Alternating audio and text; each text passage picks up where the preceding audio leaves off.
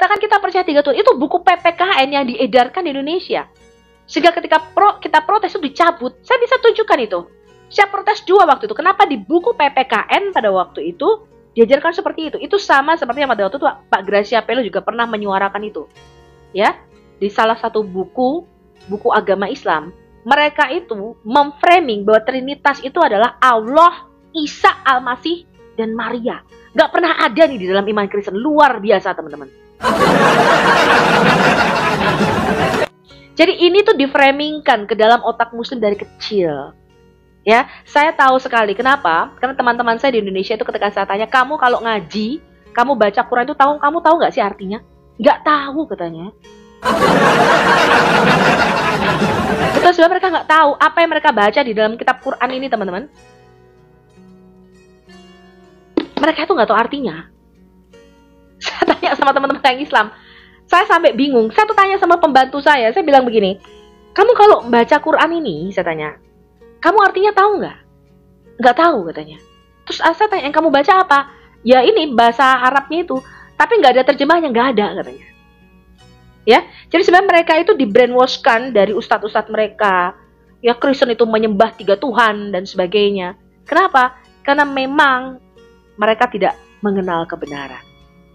Ya, jadi itu adalah agama yang disebarkan dengan kebohongan. Saya baru tahu itu, teman-teman. Ya, kemudian juga perang Padri misalnya yang terjadi di Batak itu merupakan genosida. Ya, genosida suku Batak pada waktu itu yang diislamkan oleh apa? Tuan Kurau dan Imam Bonjol pada waktu itu. Ya, wah itu luar biasa sekali. Belum kalau kita ini membongkar ya sejarah Islam, bagaimana Islam masuk ke Indonesia, itu luar biasa.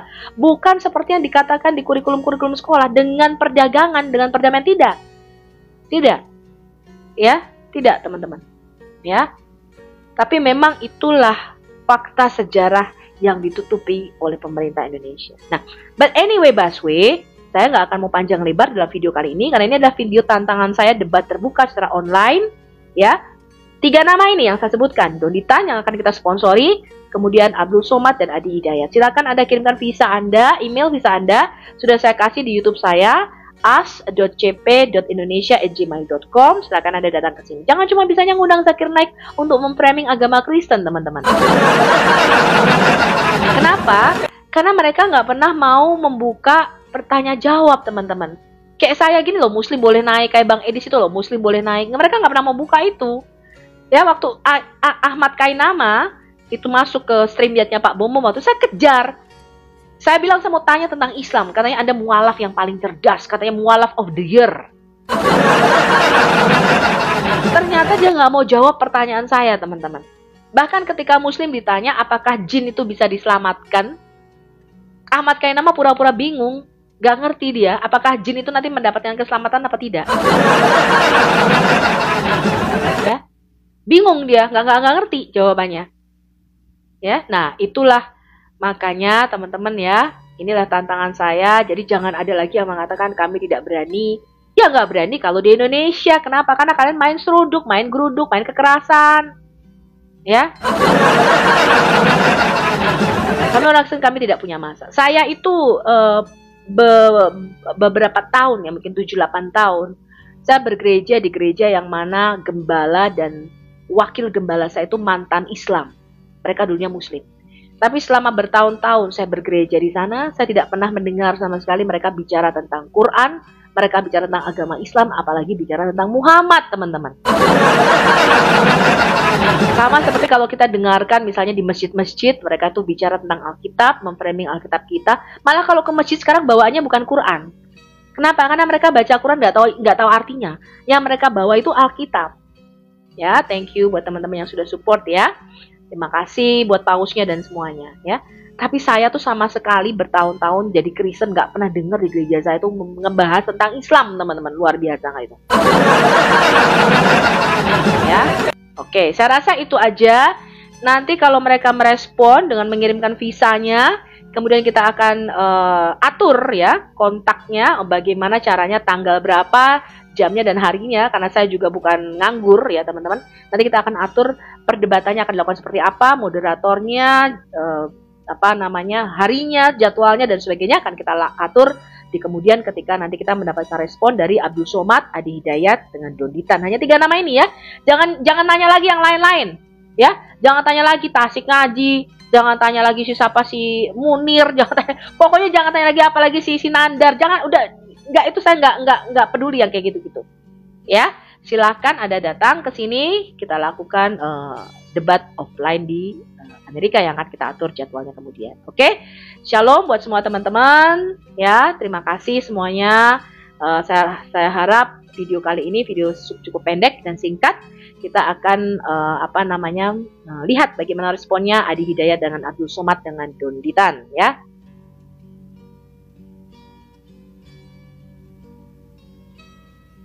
Oke, ya tadi saya bikin videonya di YouTube juga ya teman-teman ya untuk tantangan singkat. Sekarang kita akan masuk ke diskusi ya. Sebenarnya ada banyak tema ya. Kemarin kita kelewatan sekali ya temanya tentang kurban. Sebenarnya saya mau bahas tentang kurban. Tapi ini kita mau bahas dulu tentang ini teman-teman. Nama Allah ya, tentang nama Allah.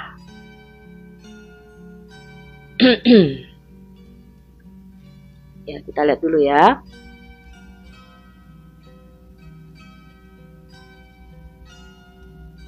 Oke, kita mau ngebahas dulu tentang oke, kali ini kita topiknya adalah membahas tentang nama Allah. Jadi seringkali Muslim itu kita dengar dari Muslim ya bahwa ALLAH, bukan AH ya, sorry, ALLH ya, Alef Lamet Lamet He ini ya, itu adalah proper name, nama pribadi dari sesembahan mereka. Ya. Nah, apakah itu benar, teman-teman? Apakah itu benar? Kita lihat sendiri pendapatnya Menachem Ali. Kenapa tidak ada satu orang Muslim pun yang tahu artinya? Mereka nggak tahu arti. Jadi kalau Anda baca di ustadz-ustadz, di ceramah-ceramah ustadz-ustadz itu, ya, Alef, nama proper name sesembahan mereka ini, itu mereka nggak tahu artinya. Ya, ustadz manapun mencoba menguraikan secara etimologi katanya tuh nggak ada yang tahu, teman-teman. Kenapa? Karena ternyata memang yang mereka sebut sebagai Alef Lamet Lamet He ini itu bukanlah bahasa Arab, tapi bahasa yang diserap. Nah, kalau ini adalah bahasa serapan dan bukan asli bahasa Arab, maka artinya itu nggak bisa mereka ketahui karena harus dikembalikan ke bahasa aslinya. Etimologi katanya itu harus dikembalikan ke bahasa aslinya. Saya ambil contoh ini. Contoh ya, misalnya yang sering sekali juga Bang Edi sampaikan ya, contoh misalnya kata kalkulator, kemudian ada banyak sekali kosakata di dalam bahasa Indonesia kita itu yang diserap dari bahasa asing. Telepon misalnya, ya, telepon itu adalah kosakata yang kita diserap dari bahasa asing. Maka untuk tahu artinya, Anda bisa menguraikan kata telepon ini dari kata tele dan phone. Itu dari mana, apakah artinya, itu nggak bisa dalam bahasa Indonesia, karena aslinya bukan bahasa Indonesia, tapi bahasa yang diserap dari bahasa asing. Ya, suara jarak jauh, sehingga telepon adalah untuk berkomunikasi jarak jauh. Itu hanya bisa dikembalikan ke bahasa aslinya. Kalau bahasa Latin, ya kita kembalikan bahasa Latin. Kalkulator misalnya, dari bahasa Inggris, calculate, artinya menghitung, maka kalkulator adalah mesin penghitung. Ini contoh aja nih teman-teman, banyak sekali kosakata yang diserap dari bahasa asing. Kata Allah misalnya, itu kalau kita uraikan dalam bahasa Indonesia, kita nggak tahu artinya. Karena itu aslinya bukan bahasa Indonesia. Ya, jadi kata Allah yang ada di dalam Alkitab kita, maupun yang ada di dalam Quran, terjemahan, ya ini loh, Alkitab, terjemahan itu ada kata Allah. Itu bukan bahasa Indonesia, teman-teman. Itu adalah bahasa yang kita serap dari bahasa asing. Serapan itu, bukan asli bahasa Indonesia. Ya, maka itu tidak bisa kita uraikan dalam bahasa Indonesia karena aslinya bukan bahasa Indonesia. Sehingga untuk mengetahui arti kata Allah ini kita harus kembalikan dulu, ini asalnya dari mana nih? Ya, kenapa bisa diserap? Nah, di dalam Alkitab kita nggak ada yang namanya Allah, itu nggak ada. Bahasa aslinya di dalam bahasa Ibrani adalah El atau Eloah, itu bentuk tunggal, singular, satu Allah artinya. Ya, satu sesembahan. Bentuk jamaknya adalah Elohim. Elohim itu artinya 3 orang Allah atau lebih, jamak. Bentuk dualnya adalah Elohim. Ya, El atau Eloah itu bentuk tunggal. Bentuk dualnya adalah Elohim. bentuk jamaknya adalah Elohim. Jadi Elohim itu artinya minimal 3 Allah atau lebih. Itu secara literal, itu letterlek. Ya. Nah, untuk merujuk kepada Allah Israel, sesembahan kita, di dalam seluruh Alkitab nggak pernah dikatakan Elohim, 2 Allah nggak pernah. Kalau tidak dipakai bentuk tunggalnya, El Shaddai, ya seperti yang sering kita nyanyikan, El Shaddai, itu bentuk tunggal daripada Allah kita. Ya, kemudian Elohim Israel, ya, Shema Israel, Adonai Eloheinu, Adonai Echad. Eloheinu itu artinya bentuk jamak daripada El. Artinya Elohim kita, artinya Allah kita. Dengarlah wahai Israel, Yud-He-Vav-He, Allah kita itu Esa. Artinya bukan tunggal, melainkan apa? Unity, satu kesatuan. Ya. Nah, saya sudah sering sekali memberikan satu introduction kepada Anda. Bagaimana cara Anda membaca Alkitab kita? Para nabi dan para rasul. Alkitab ini adalah kumpulan tulisan kesaksian para nabi, ya, dan kumpulan tulisan kesaksian para rasul. Di atas 2 dasar inilah iman Kristen dibangun, ya. Jadi jangan ada lagi seperti teman saya yang kaget-kaget mengatakan, "Sof, gua kira Alkitab itu turun dari surga," katanya. Jadi selama dia Kristen dari kecil, dia lahir dari keluarga Kristen sampai sekarang masih Kristen. Di usia 30-an dia itu bilang sama saya baru tahu kalau Alkitab itu yang menulis manusia, katanya gitu. Ketika saya mendengar pernyataan teman saya, waktu saya belum berapologet, saya belum aktif di dunia apologet. Saya itu bingung, kok bisa ada orang Kristen yang mengira kitab kita Alkitab ini itu kitab gedebuk dari langit. Itu saya bingung. Apa itu Alkitab, teman-teman? Saya mau kita kembali ke basic, ke dasar iman kita. Efesus pasal yang kedua ayat 19 sampai dengan 20. Kita lihat ya, Efesus pasal yang kedua. Kita lihat Efesus. Ini dasar iman Kristen. Efesus pasal yang kedua. Kita lihat ya.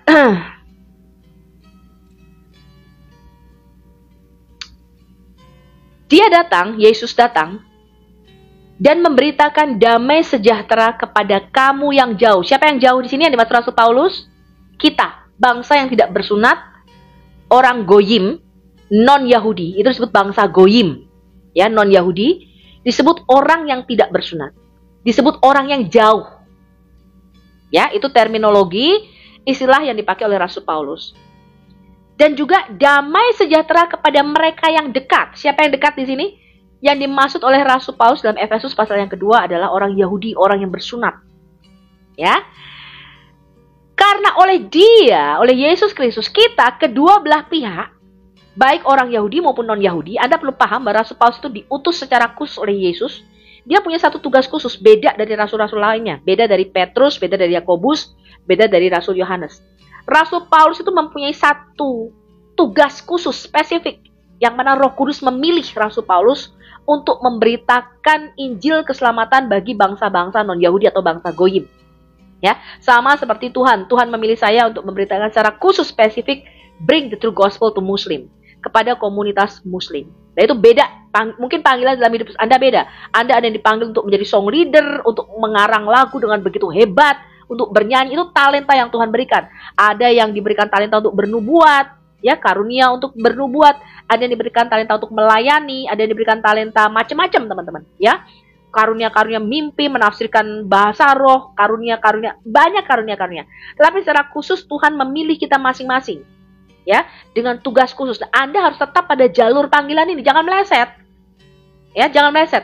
Tetap pada panggilan yang Tuhan sediakan, karena Tuhan itu memberikan talenta kepada kita masing-masing. Dia memperlengkapi kepada kita berbeda-beda dan masing-masing, ya. Nah, lalu dikatakan begini, karena Yesus Kristus, kita kedua belah pihak, orang Yahudi dan non-Yahudi, ya, ini panggilan khusus Rasul Paulus, dalam satu roh, beroleh jalan masuk kepada Bapa. Demikianlah kamu bukan lagi orang asing dan pendatang, melainkan kawan sewarga dari orang-orang kudus dan anggota-anggota keluarga Allah. Yang dibangun, ini dengar ini, dari mana iman Kristen itu dibangun? Yang dibangun di atas dasar para rasul dan para nabi dengan Kristus Yesus sebagai batu penjuru. Ini sangat penting teman-teman. Jadi iman Kristen, sekali lagi saya katakan, dasar iman Kristen itu tidak boleh dibangun di atas pengajaran lainnya. Tidak boleh. Hanya dibangun di atas dua dasar inilah iman Kristen itu dibangun. Menjadi satu bangunan, menjadi satu tubuh Kristus yang rapi tersusun.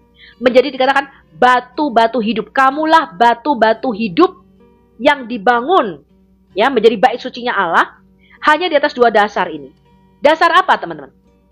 Dasar yang diletakkan oleh para nabi dan dasar yang diletakkan oleh para rasul. Paham?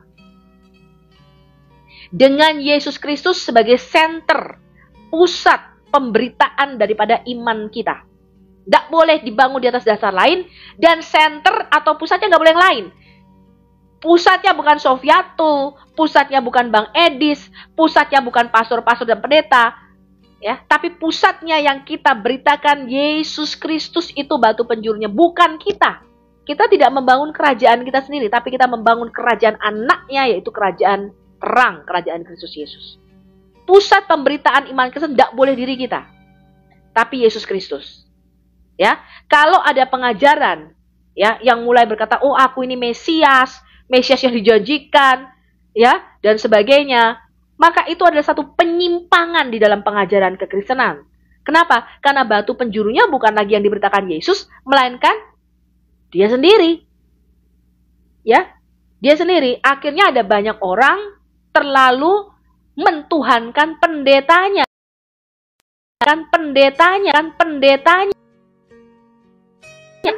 Pendetanya.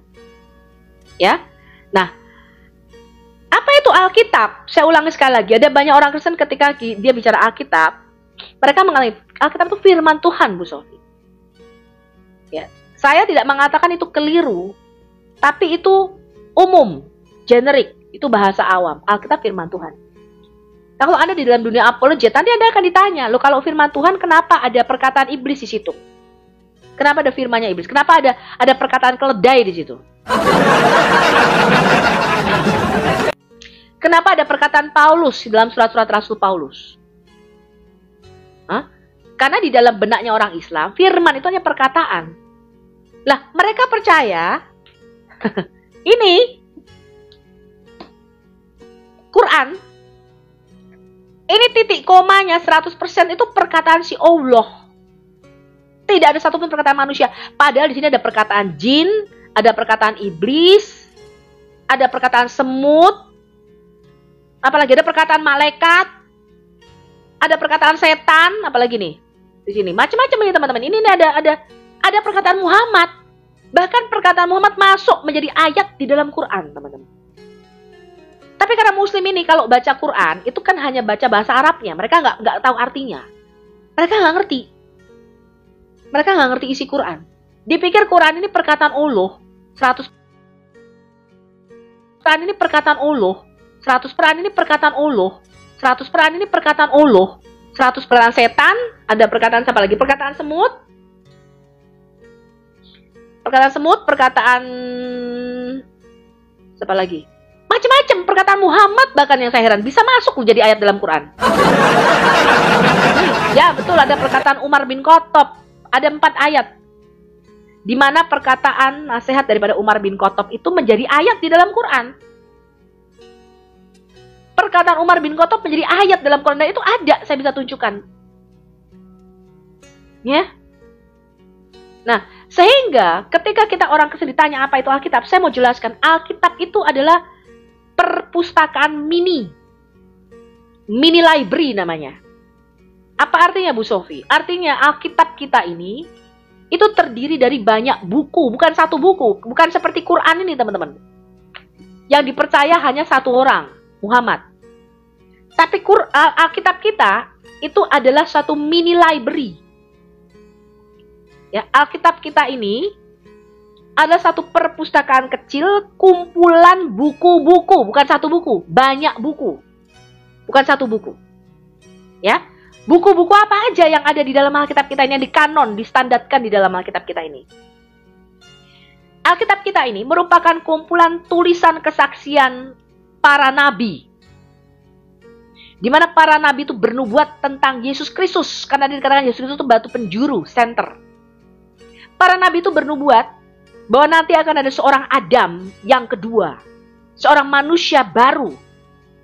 Ya, manusia kedua. Yang mereka sebut di dalam Alkitab kita sebagai Mesias, Siloh, malaikat perjanjian. Di dalam Alkitab kita Yesus itu disebut Malak Berit. Malak Berit itu artinya utusan yang dijanjikan, malaikat perjanjian. Yang disebut juga sebagai Yod-Heh-Vaveh yang akan datang ke dalam dunia. Yang disebut juga sebagai Yod-Heh-Vaveh Tsidkenu, Tuhan kebenaranku, Tuhan keadilanku. Ya. Yahweh kebenaranku ini atau Yod-Heh-Vaveh kebenaranku inilah yang dijanjikan nanti akan datang ke dunia. Ya, dan kedatangannya itu, kedatangan Allah ini ke dalam dunia, itu sudah dijanjikan, dinubuatkan para nabi dalam perjanjian lama, bahwa suatu saat Allah sendiri akan datang ke bumi ini, dan ketika dia datang, dia akan membawa keselamatan. Dan tanda-tanda kedatangannya itu ditulis di dalam Alkitab kita, di dalam kitab Nabi Yeremia. Bahwa ketika dia datang akan orang-orang buta akan dicelikkan, orang lumpuh akan berjalan, ya, orang kusta akan ditahirkan, dan sebagainya. Akan ada tanda-tanda dan mujizat ketika Allah itu datang dengan membawa keselamatan itu ke bumi. Nah, kemudian teman-teman, kumpulan tulisan kesaksian para nabi ini, itu distandarkan oleh orang Yahudi. Mereka menyebutnya sebagai Tanak, Torah, Naviim, Ketuvim. Ya, Tanak itu adalah singkatan dari Torah, kitab-kitab Taurat Musa, Naviim, kitab para nabi, dan Ketuvim. Ketuvim itu adalah tulisan-tulisan suci, ya. Kitab Ratapan, kitab Ester, apalagi kitab Rut, Mazmur, ya. Itu adalah kitab-kitab Ketuvim atau tulisan-tulisan suci, ya. Jadi Alkitab kita itu tulisan kesaksian para nabi, maka namanya para nabi itu kitab Maleaki, itu yang nulis Nabi Maleaki, kitab Yoel, Nabi Yoel, kitab Daniel, Nabi Daniel yang mengumpulkan itu. Kitab Samuel, Nabi Samuel yang mengkanonnya, kitab Yeremia, kitab Yesaya, itu namanya nabi-nabi. Gak ada di dalam Alkitab kita tuh nama-nama binatang seperti Quran, ya, kitab sapi betina.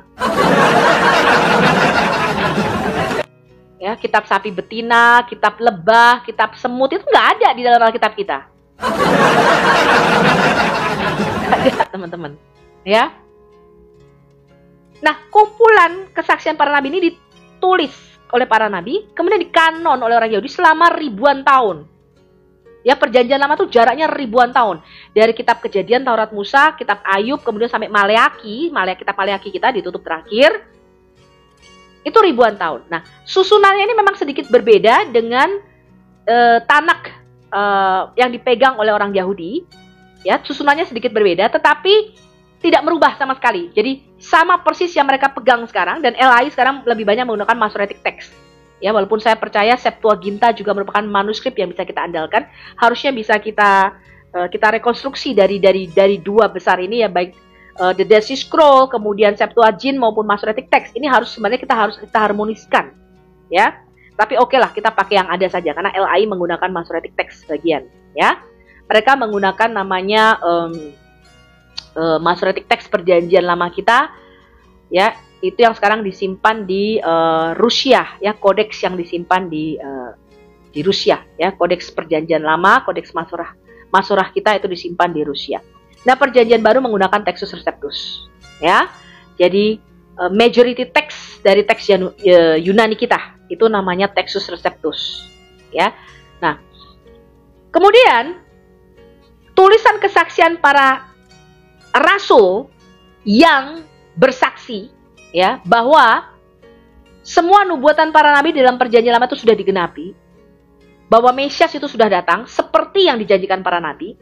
Kumpulan tulisan kesaksian para rasul inilah yang kemudian distandarkan oleh gereja mula-mula pada waktu itu sampai menjelang abad ketiga. Mereka kumpulkan, mereka kanon jadi satu, distandarkan yang kita sebut perjanjian baru. Di atas dua dasar inilah perjanjian lama, tulisan kesaksian para nabi, dan di perjanjian baru tulisan kesaksian para rasul, dengan Yesus Kristus sebagai senter atau pusat pemberitaannya, iman Kristen itu dibangun. Jadi nggak boleh di atas dasar lain, hanya di atas kedua dasar inilah. Para nabi, para rasul, dengan Yesus Kristus sebagai senter pemberitaan, pusat penginjilan kita. Tidak ada dasar lain yang boleh diletakkan selain para nabi dan para rasul. Gak boleh bikin pengajaran sendiri, teman-teman. Ya, harus pengajaran para nabi dan para rasul. Ya, rasul-rasul yang sudah diberikan otoritas, yaitu saksi-saksi mata Tuhan Yesus Kristus. Gak boleh di atas dasar lain, di atas dua dasar inilah maka iman Kristen itu dibangun. Ya. Bagaimana tadi ada yang tanya, bagaimana dengan kitab Deuterokanonika? Deuterokanonika itu yang nulis bukan para nabi dan juga bukan para rasul.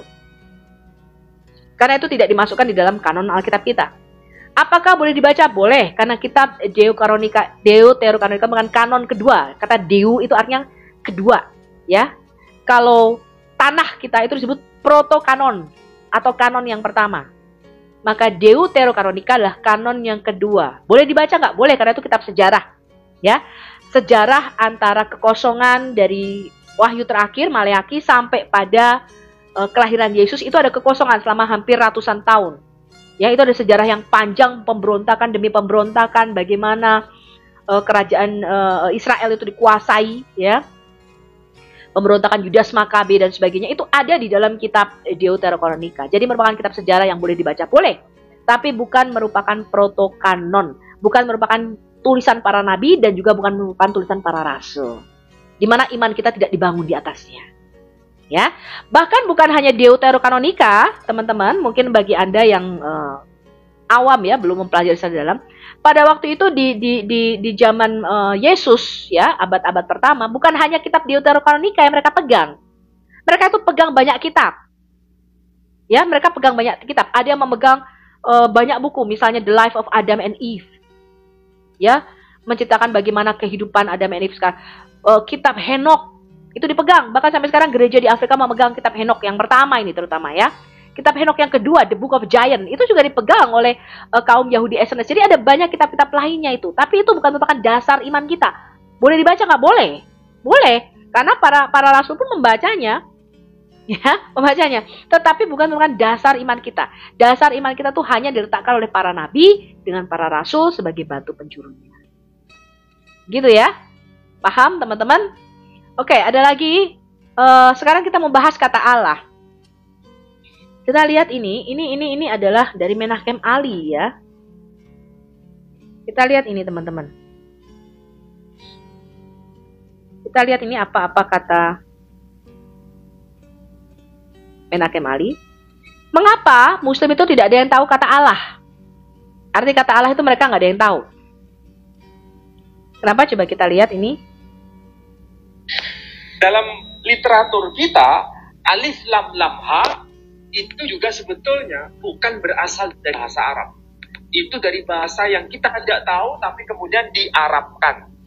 Sehingga istilah Allah itu bukan berasal dari al-ilah. Dalam literatur kita, alif lam lam ha itu juga sebetulnya bukan berasal dari bahasa Arab. Itu dari bahasa yang kita tidak tahu tapi kemudian diarabkan. Sehingga istilah Allah itu bukan berasal dari al-ilah. Lihat ini. Profesor karburator bocor ini mengatakan bahwa Allah itu bukan bahasa Arab. Makanya kalau ditanya arti kata Allah, orang Muslim gak ada yang tahu. Muslim gak ada yang tahu arti kata Allah. Kenapa? Karena bukan bahasa Arab tadi loh. Seperti yang sudah saya sampaikan. Karena di bahasa diserap. Anda itu tidak bisa mengartikannya. Contoh kata handuk, kamar. Itu nggak bisa diartikan dalam bahasa Indonesia. Karena itu bahasa serapan dari bahasa Belanda. Nggak bisa diartikan. Anda nggak bisa bedah ini akar katanya dari mana. Anda harus mengembalikan kepada bahasa aslinya. Baru Anda ngerti. Oh, kata ini asal usulnya ini, maknanya ini. Gitu. Termasuk Alkitab kita, teman-teman, yang bahasa Indonesia itu ada banyak yang diserap dari berbagai macam bahasa karena terjemahan ya. Nah, untuk itu kita kembalikan dalam bahasa aslinya. dalam bahasa aslinya. Paham ya? Nah, saya nggak tahu nih, ada teman-teman muslim nggak yang mau naik? Coba kita undang yang muslim aja ya.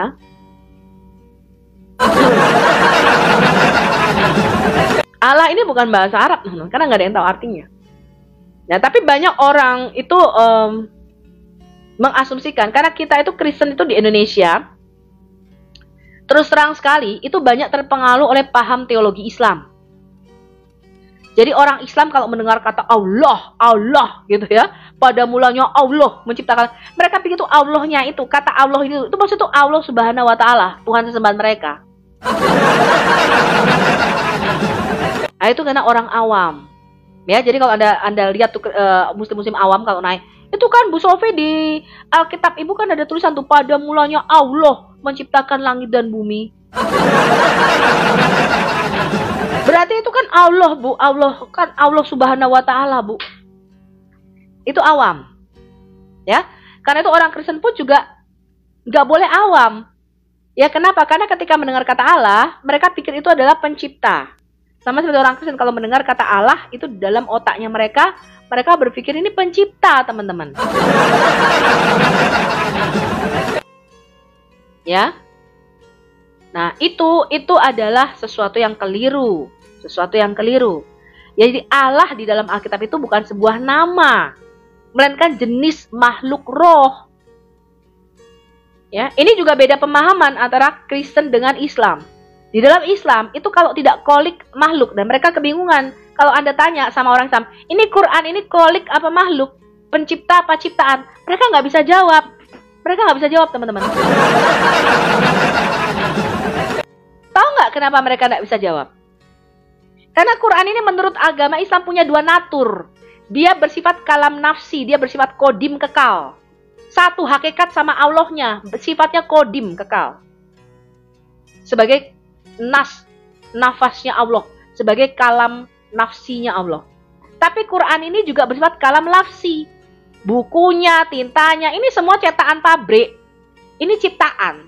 Ini makhluk.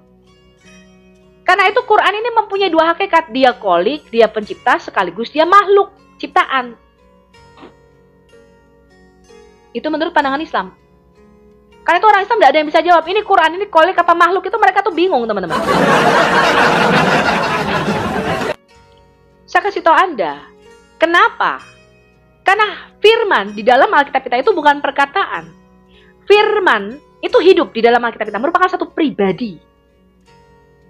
Di dalam bahasa teologinya pribadi kedua dari Elohim Allah kita. Kenapa? Karena firman ini itu merupakan penghubung antara dimensi roh dengan dimensi kita. Dia punya dua hakikat. Melalui firman-Nya lah Allah berinteraksi dengan semua ciptaannya. Kalau nggak percaya, Anda baca Kejadian pasal 28. Mimpi Yakub di Betel judulnya. Pada waktu itu Yakub bermimpi di Betel. Dia tidur di atas sebuah batu, lalu Yakub ini bermimpi.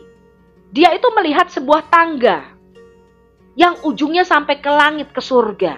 Itu maksudnya tangga ini, itu merupakan portal penghubung antara dimensi roh dengan dimensi fisik kita, dengan dimensi materi kita.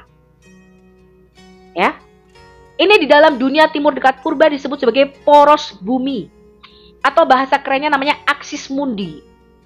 Seperti taman di sebelah timur di Eden, itu merupakan aksis mundi. Apa? Portal pertemuan antara dimensi roh dengan dimensi kita. Itu taman di sebelah timur di Eden, atau di dalam Alkitab kita digambarkan sebagai tangga Yakub di dalam Kejadian pasal 28. Itu merupakan portal pertemuan. Lalu kalau Anda baca di dalam Yohanes pasal yang pertama, kita lihat ya, Yohanes pasal yang pertama, ayat terakhir ya. Ayat yang coba saya baca, Yohanes pasal yang pertama, ayat 48, kata Natanael kepada Yesus, "Bagaimana engkau mengenal aku?" Jawab Yesus kepadanya, "Sebelum Filipus memanggil engkau, aku telah melihat engkau di bawah pohon ara." Kata Natanael kepadanya, "Rabi, engkau anak Allah, engkau raja orang Israel." Yesus menjawab katanya, "Karena aku berkata kepadamu, aku melihat engkau di bawah pohon ara, maka engkau percaya. Engkau akan melihat hal-hal yang lebih besar daripada itu." Lalu kata Yesus kepadanya, Aku berkata kepadamu, ini ayat 51, Yohanes 1 ayat 51. Lalu kata Yesus kepada Natanael, aku berkata kepadamu, sesungguhnya engkau akan melihat langit terbuka. Dimensi roh itu terbuka.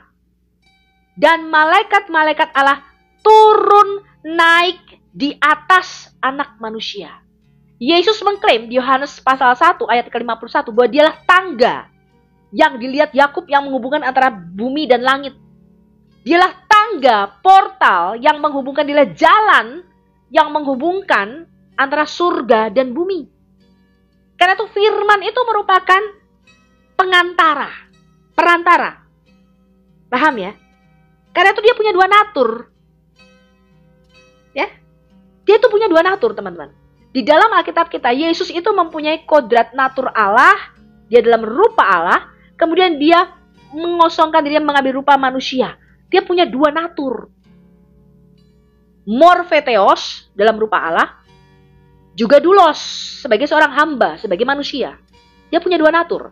Kenapa? Karena sang firman, Davar Elohim, itu merupakan penghubung untuk kita bisa berkomunikasi dengan Allah. Nah, di dalam Alkitab Perjanjian Lama, Davar Elohim, firman ini, itu hidup.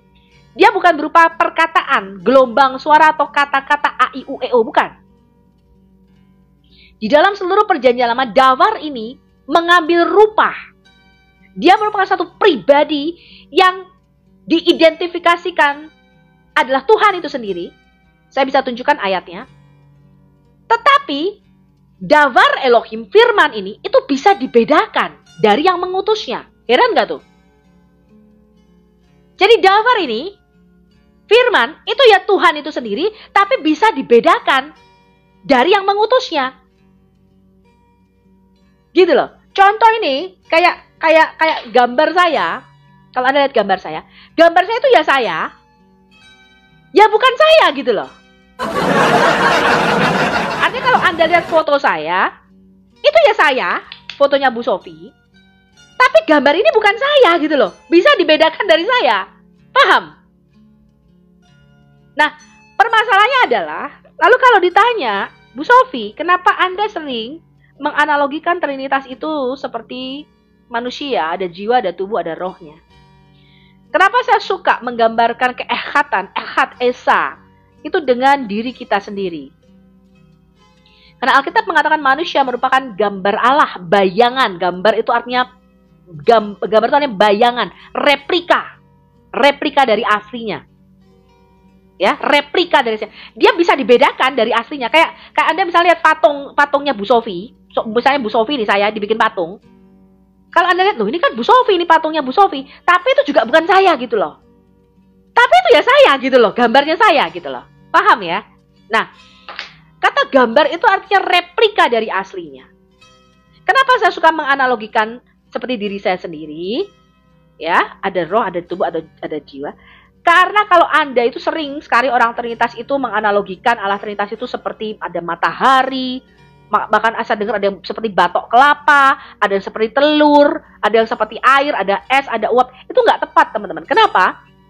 Karena baik telur, air maupun apapun yang ada dalamnya, itu mereka tidak punya firman dan tidak punya roh di dalamnya.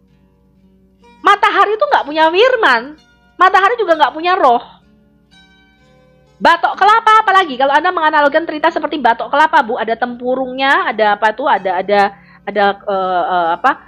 kulitnya, kemudian ada air. Nggak tepat. Kenapa ya? Karena batok kelapa itu nggak punya air. Nggak punya air, nggak punya firman dan tidak punya roh di dalamnya. Sedangkan Allah kita, Trinitas, itu bicara mengenai Bapa, firman, dan roh. Ketiganya satu. Karena itu gambaran yang paling dekat, analogi yang paling dekat adalah manusia. Manusia itu punya tubuh, manusia itu punya logos, manusia itu punya roh. Ini tiganya itu ya satu, nggak bisa dipisahkan. Itu namanya ehad. Ehad itu artinya satu kesatuan yang kamu tidak bisa uraikan lagi. Kalau kamu mencoba menguraikannya, dia akan kehilangan hakikatnya. Lah kalau batok kelapa itu kan bisa saya pisahkan. Betul ya? Tapi kalau saya Nggak bisa. Kenapa? Kalau roh saya dengan tubuh saya Anda uraikan, Anda pisahkan, maka saya tidak bisa disebut sebagai Sofia. Saya tidak bisa disebut sebagai manusia. Saya kehilangan hakikat saya sebagai seorang manusia. Tubuh saya disebut mayat, roh saya disebut hantu. Betul ya? Makanya ketika murid-muridnya melihat Yesus berjalan di atas air, hantu itu katanya. Ya, kalau manusia itu ada tubuhnya.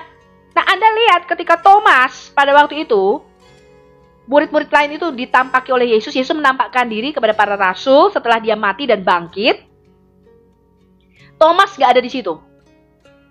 Lalu Thomas itu gak percaya kalau ada orang mati itu bisa bangkit. Lalu Thomas bilang begini, kalau aku tidak mencucukkan jariku di lubang paku yang ada di kedua tangannya, aku gak percaya. Itu pasti kamu cuma diliatin hantunya Tuhan Yesus saja. Gak bangkit ya, cuma mungkin kamu dilihati, mungkin karena kamu kangen sama Tuhan Yesus, kamu dilihati penampakan, itu mungkin hantunya, rohnya aja yang datang sama kamu. Rohnya aja, gak mungkin dia bangkit.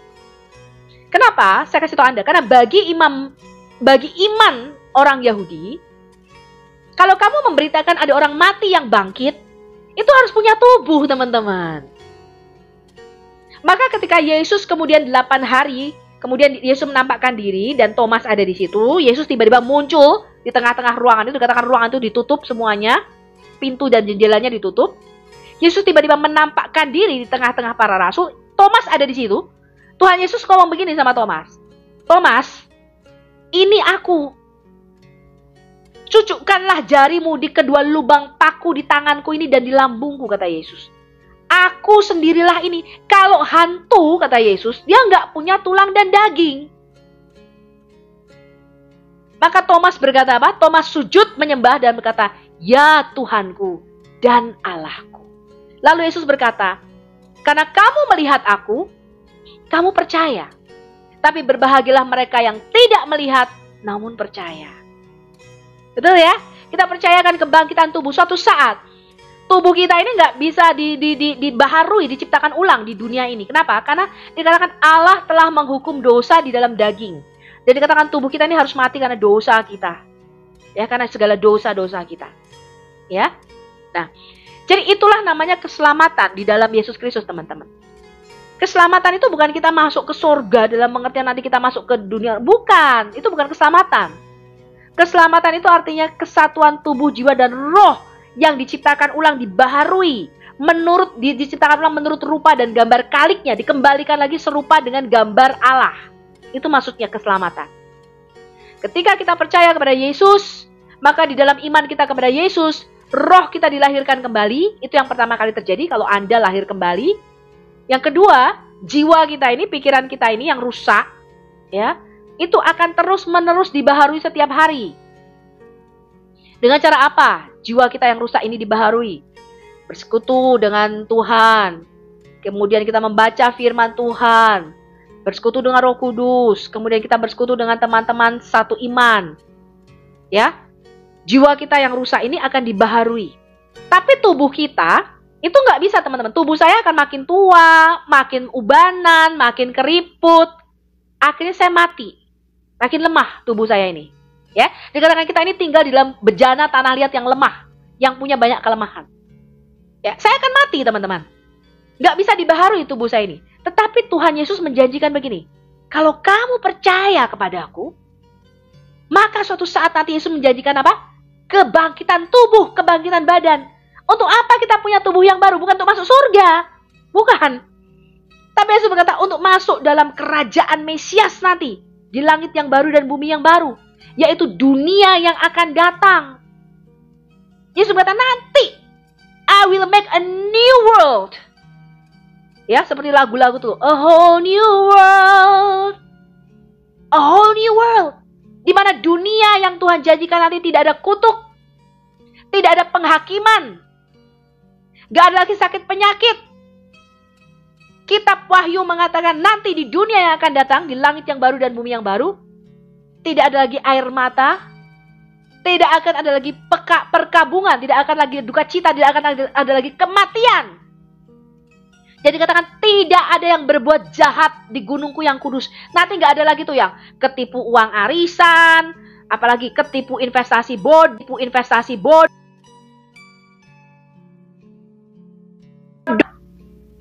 ya, di gunungku yang kudus. Akan ada apa? Damai sejahtera. Dikatakan apa? Singa dan ular akan makan rumput. Itu bicara ada kedamaian. Nggak ada lagi kita akan dengar ada manusia dimakan buaya, dimakan ikan paus, dan sebagainya. Itulah dunia yang baru yang Tuhan janjikan. Yaitu apa? Dikembalikan lagi kepada tujuan penciptaan Allah sejak semula. Jadi ketika Allah menciptakan langit dan bumi ini, teman-teman, dimensi materi kita, di dalam pikirannya Allah, itu tidak pernah Allah berpikir untuk menciptakan bumi ini dengan kemiskinan. Gak ada tuh yang sekarang di Afrika tuh anaknya kering-kering dengan perut lapar, kelaparan, lalu saya nggak makan, Bu Sofi udah seminggu saya nggak makan. Itu bukan rencana Allah bagi bumi ini. Sebenarnya, ketika Allah menciptakan bumi ini, dikatakan apa? Apa yang kamu tabur akan kamu tuai. Tidak akan ada orang yang menabur lalu orang lain yang apa? Kita menanam, orang lain yang apa? Memetik hasilnya, nggak akan. Kita akan menanami kebun anggur kita dan kita akan apa? Kita akan memetik buahnya, artinya kita akan menikmati hasil tangan kita. Kamu tidak akan berjerih lelah dengan percuma. Itulah rencana Allah bagi Anda dan saya. Pada mulanya, ketika Allah menciptakan langit dan bumi ini, Anda baca di dalam kitab Kejadian, dalam kitab Taurat Musa. Allah tidak menciptakan, nanti ya nak, kamu nanti akan terkena sakit nih. Tak kasih kolesterol, darah tinggi, diabetes, saraf kejepit, kanker, tumor, gak ada begitu-begitu. Nanti kamu tak kasih wabah penyakit ya nak, biar kamu nanti kena COVID di mana-mana, biar pada mati katanya. That is not the plan of God for you and me. Itu bukan rencana Allah ketika Dia menciptakan bumi ini.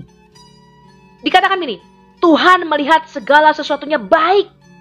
Dia menciptakan tumbuh-tumbuhan, berbagai macam tumbuhan. Dan dikatakan mereka menghasilkan jenisnya sendiri. Tuhan menciptakan ikan-ikan di laut. Dia menciptakan burung-burung di udara. Wow. What amazing. That's amazing. Betapa luar biasanya kalau kita lihat bumi ini begitu indahnya, teman-teman. Begitu indahnya. Ya. Dan manusia itu diciptakan untuk menghuni bumi. Nah, ada orang yang bingung, manusia Adam ini diciptakan di surga apa di bumi ya, Bu? Ada yang mengatakan, oh manusia itu diciptakan di surga. Nggak betul, teman-teman. Anda baca Kejadian 1 ayat 26. Aku menciptakan Adam, itu berasal dari Adamah, dari tanah. Untuk apa? Berkuasa di bumi. Supaya mereka berkuasa atas ikan-ikan di laut, atas burung-burung di udara, atas semua binatang ternak, binatang melata, dan atas seluruh bumi Arets. Arets itu artinya tanah. Eretz atau Arets dalam bahasa Ibrani, yang diartikan Alkitab LAI Anda sebagai bumi, itu sebenarnya artinya tanah. Haaretz itu artinya tanah yang satu itu. Yang dimaksudkan adalah bumi. Tanah itu Adamah. Ya, dari debu tanah. Dari Adamah. Karena itu diberi jenis spesies baru ini, Tuhan memberi namanya sebagai Adam. Nah, sekali Allah menetapkan tujuan penciptaan, maka tujuan penciptaan ini nggak pernah berubah, teman-teman. Saya memberikan Anda contoh, saya memberikan Anda berbagai macam contoh. Ya, Anda lihat aja nih sekeliling kita nih, manusia itu kan diberikan karakter ilahi. Salah satunya manusia tuh bisa mencipta. Manusia itu bisa menciptakan. Manusia bisa menciptakan sepeda, bisa menciptakan kompor, bisa menciptakan mesin uap, bisa menciptakan kereta api, pesawat terbang, laptop, iPhone. Kalau monyet dari dulu sampai sekarang kagak bisa nyiptain. Dari mana manusia itu bisa menciptakan? Hah, dari mana? Karena dikatakan kita ini gambar Allah, karakter Allah itu diinstalkan di dalam diri kita. Softwarenya Allah itu diinstalkan di dalam diri kita. Sehingga manusia itu mirip dengan Allah. Mirip dengan Allah. Kita bisa menciptakan. Tapi apa yang dilakukan manusia itu tentu saja terbatas. Kita nggak bisa ciptain gunung, nggak bisa, bukan. Ya, tetapi kita bisa menciptakan dalam tanda petik sesuatu dari yang ada menjadi sesuatu yang lebih baik. Nah, ketika misalnya, ini ada remote di depan saya ini. Ini remote. Ketika pencipta remote, pencipta iPhone ini, teman-teman, menciptakan produknya ini, dia itu menciptakannya dengan tujuan yang spesifik tertentu. Tujuan spesifik. Saya kasih Anda contoh. Remote ini diciptakan untuk mengendalikan jarak jauh. Walaupun ada angka-angkanya di sini, kalau ini saya pencet nih, tet, lalu saya buat telepon. Kira-kira bisa nggak remote ini saya buat telepon? Bisa nggak?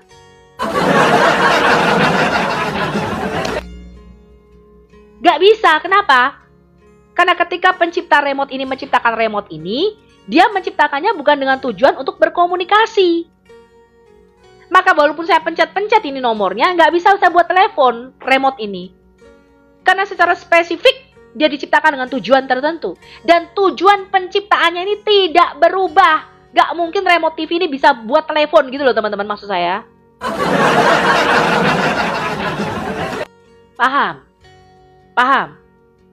Demikian juga Allah. Ketika Allah menetapkan Kejadian 1 ayat 26, Kejadian 1 ayat 26 ini sangat penting ya. Kejadian 1 ayat 26 ini saya sebut sebagai the original plan of God, yaitu rencana besar Allah atau the grand design Allah untuk manusia. Kejadian 1 ayat 26 sampai dengan 28 itu saya sebut sebagai God's original plan, yaitu rencana penciptaan Allah sejak semula ketika menciptakan Anda dan saya. Kalau Miles Monroe menyebutnya sebagai God's big idea. Kalau saya enggak menyebutnya God's big idea. Saya menyebutnya sebagai God's plan, God's original plan, atau God's grand design. Rencana tujuan penciptaan Allah sejak semula. Nah, ketika Allah menciptakan manusia, dia punya satu tujuan, yaitu untuk berkuasa di bumi, menjadi gambarnya, membawa gambarnya di bumi. Kenapa? Kenapa yang berkuasa di bumi itu makhluk yang mempunyai tubuh dari tanah, dari Adamah? Karena Allah kita itu roh. Ini saya udah ngajar berkali-kali.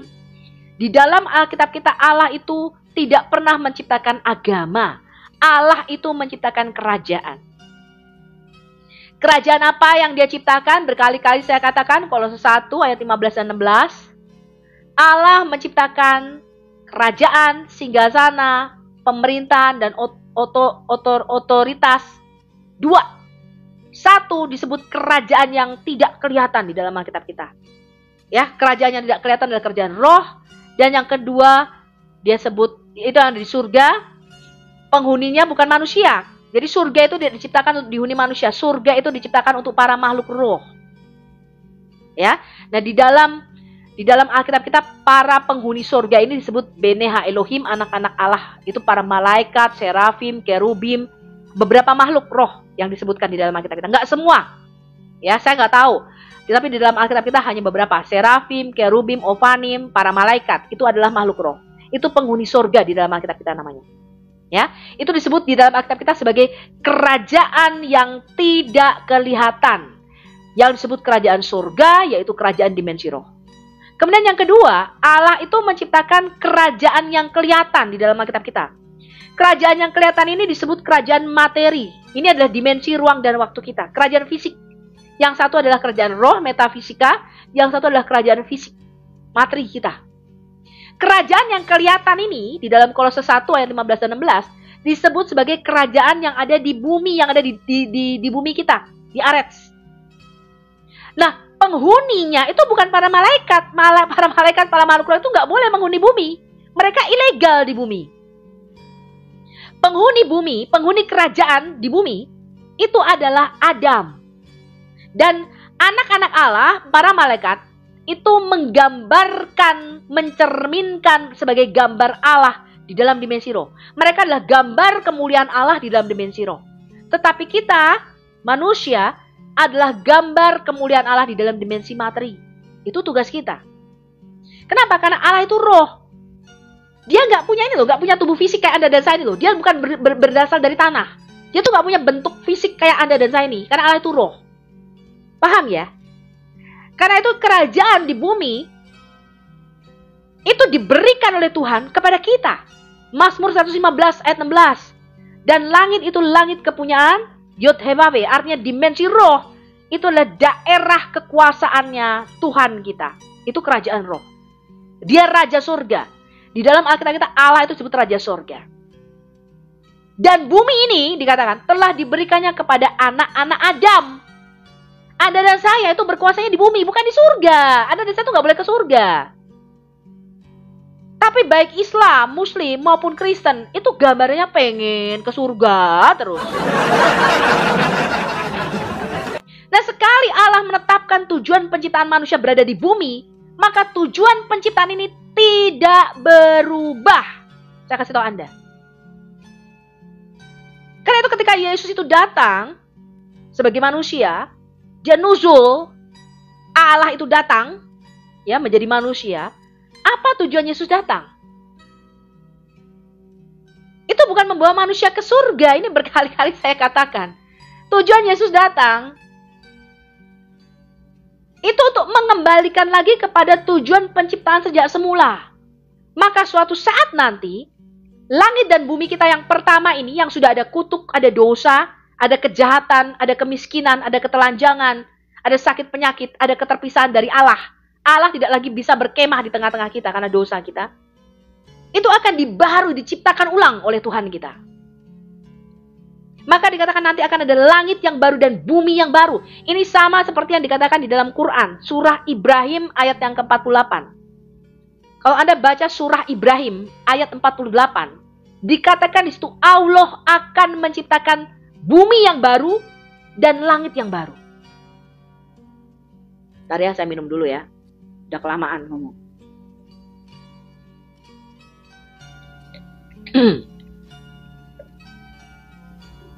Kalau tujuan manusia masuk ke surga, kita tidak perlu lagi bumi yang baru, teman-teman. Buat apa kita percaya kebangkitan tubuh? Tubuh ini cuma nyusahin doang. Betul nggak? Kalau kita ini makhluk roh, nanti kita masuk surga. Surga itu dimensi roh. Kita tidak bisa ke surga itu dengan tubuh fisik, ini nggak bisa. Harus dengan roh. Roh kita yang keluar. Makanya kalau Anda baca misalnya, Rasul Paulus ketika diangkat ke surga, dia berkata, entah di dalam tubuh, entah di luar tubuh, aku nggak tahu. Tetapi rohku diangkat ke dalam tingkat ketiga dari langit, artinya dimensi roh. Masuk ke dalam dimensinya Allah, itu nggak bisa dengan tubuh ini, itu nggak bisa. Harus roh kita yang ketemu Allah.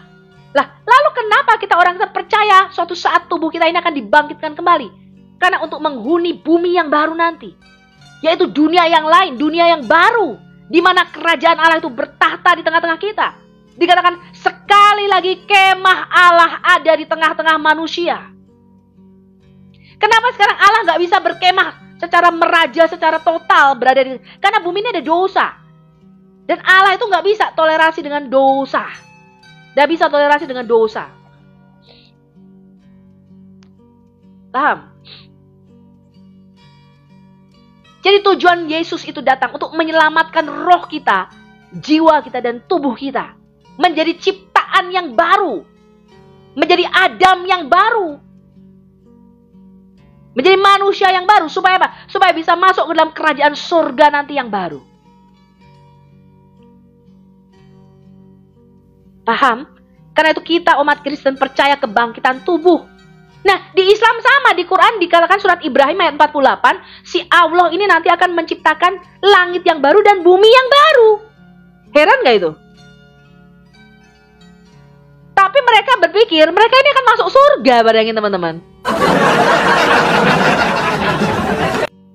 No.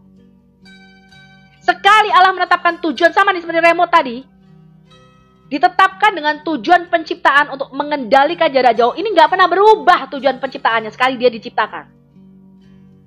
Dan dia diciptakan dengan tujuan tertentu. Specific purpose. Sama seperti Anda dan saya. Anda dan saya sebagai anak-anak Allah itu dipanggil dengan tujuan yang spesifik.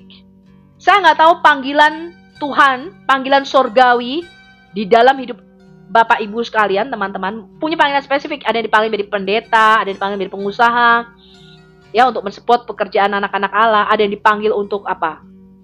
Menyanyi, karena suara talenta ada bagus. Ada yang dipanggil untuk mengarang musik, menciptakan lagu bagi kemuliaan Tuhan. Macam-macam talenta yang Tuhan berikan. Ya, talenta untuk berdagang, berbisnis, dan sebagainya.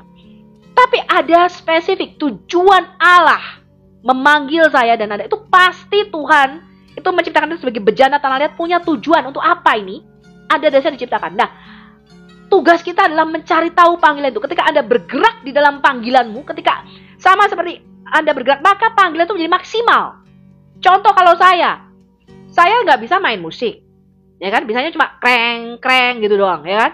Saya nggak bisa baca not balok, nggak bisa main musik saya. Saya tidak, kalau bisa saya minta Tuhan, saya diberikan kejeniusan untuk bisa main musik. Saya nggak bisa main musik. Pengen bisa main piano, main gitar, tapi nggak bisa. Suara saya meleset, meluncur kalau menyanyi, betul? Ya nggak? Maka kalau saya nekat, saya mau jadi seorang song leader, menjadi seorang worship leader. Saya mau nyanyi jadi paduan suara di gereja. Ya nggak akan maksimal, teman-teman. Nah, gimana baca not balok aja meleset meluncur terus? Ya, minor terus. Susah dong. Ya. Tapi saya diberikan kelebihan talenta lain, yaitu mengajar. Nah, kalau saya bergerak di dalam talenta saya ini, maka talenta saya maksimal. Sama seperti iPhone ini nggak bisa dibuat setrika, teman-teman. iPhone ini loh, itu nggak bisa kamu bikin. Ini nggak, dia akan maksimal fungsinya kalau kita gunakan sebagai mana diciptakan, sebagai tujuan penciptaan sejak semula. Paham? Paham? Ya, dalam Islam itu pengetahuannya nggak ada, pengetahuannya nggak sampai kayak gini-gini tuh mereka nggak ngerti. Kalau kita tanya sama Muslim, dari mana kematian itu berasal? Muslim nggak ada yang tahu. Jawabannya apa? Oh, manusia itu mati karena sudah takdirnya, Bu Sofi. Sudah waktunya mati manusia itu. Semua yang bernapas pasti mati. Alkitab tidak mengatakan demikian. Alkitab mengatakan upah dosa ialah kematian. Upah dosa ialah maut. Islam gak ada yang tahu ini. Gak tahu mereka dari mana kematian berasal. Dari mana sakit penyakit ini berasal. Di dalam pandangan Islam nih teman-teman ya. Sakit semakin ada tuh kena banyak penyakit, itu ujian dan itu bisa menjadi semacam penghapus dosa, penebus dosamu. Jadi kalau di dalam pandangan Islam, semakin kamu tuh kena sakit, itu kamu bisa semakin disucikan dari dosamu gitu loh, teman-teman. Padahal kematian itu kutuk. Sakit penyakit itu kutuk. Allah tidak menciptakan kita untuk sakit. Kehendak Allah adalah supaya kita tuh sehat. Kehendak Allah supaya kita tuh hidup, mempunyai hidup yang kekal dan hidup dalam segala kelimpahannya. Artinya apa? Bukan cuma sekedar hidup lalu sakit-sakitan, bukan. Allah ingin kita hidup dan hidup dalam segala kepenuhannya, kelimpahannya. Allah dalam benaknya Allah itu nggak pengen gini. Aku ciptain kau nanti kau kesulitan makan, nggak tahu Bu. Bulan depan saya nggak tahu bisa makan apa Bu. Beli beras aja saya nggak bisa Bu. Bayar kos-kosan nggak bisa. Bayar kontrakan nggak bisa. Bayar cicilan nggak bisa. That is not the plan of God. That is not the plan of God. Allah menciptakan Anda dan saya. Bukan berada di bawah kutuk. Allah menciptakan Anda dan saya itu untuk hidup. Bukan untuk mati. Dan hidup di dalam segala kelimpahannya. Amin. Hidup di dalam segala kelimpahannya. Artinya apa? Sejahtera. Tubuh, jiwa, dan rohmu terpelihara dengan baik. Tubuh, jiwa, dan rohmu terpelihara dengan baik. Allah tidak menginginkan Anda dan saya itu sakit-sakitan.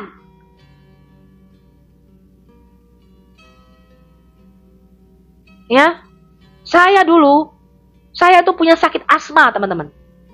Bertahun-tahun. Saya punya sakit asma. Itu kalau udah kambuh, itu begitu masuk ke daerah dingin, saya udah sesak napas, udah nggak bisa nafas. Dan saya kalau minum yang kayak asma solon atau apa itu udah 2 pil. Dan karena obat asma itu dia memperlebar pembuluh darah, maka jantungnya tuh deg-degan, debar-debar dia. Duk. Kenapa? Karena itu obat asma itu dia tuh memperlebar pembuluh darah. Sehingga kalau Anda minum, saya minumnya biasa 2. Itu langsung duk duk duk duk duk duk duk duk duk duk duk duk. Karena pompanya lebih cepat. Kenapa? Karena pembuluh darahnya tuh terlalu lebar sehingga pompanya tuh cepat jantungnya. Itu kalau saya minum 2. Dan kalau sudah kumat, udah kambuh, itu saya masuk rumah sakit berkali-kali. Dan kalau sudah masuk rumah sakit itu sudah pakai oksigen, udah disuntik. Dan dokternya udah tahu, pasti kambuh lagi nih penyakitnya asma. Mending asmara, ya kan? Lalu suatu saat saya begini, saya bilang sama Tuhan, saya tuh udah berkali-kali ke KKR kesembuhan, itu nggak sembuh-sembuh teman-teman.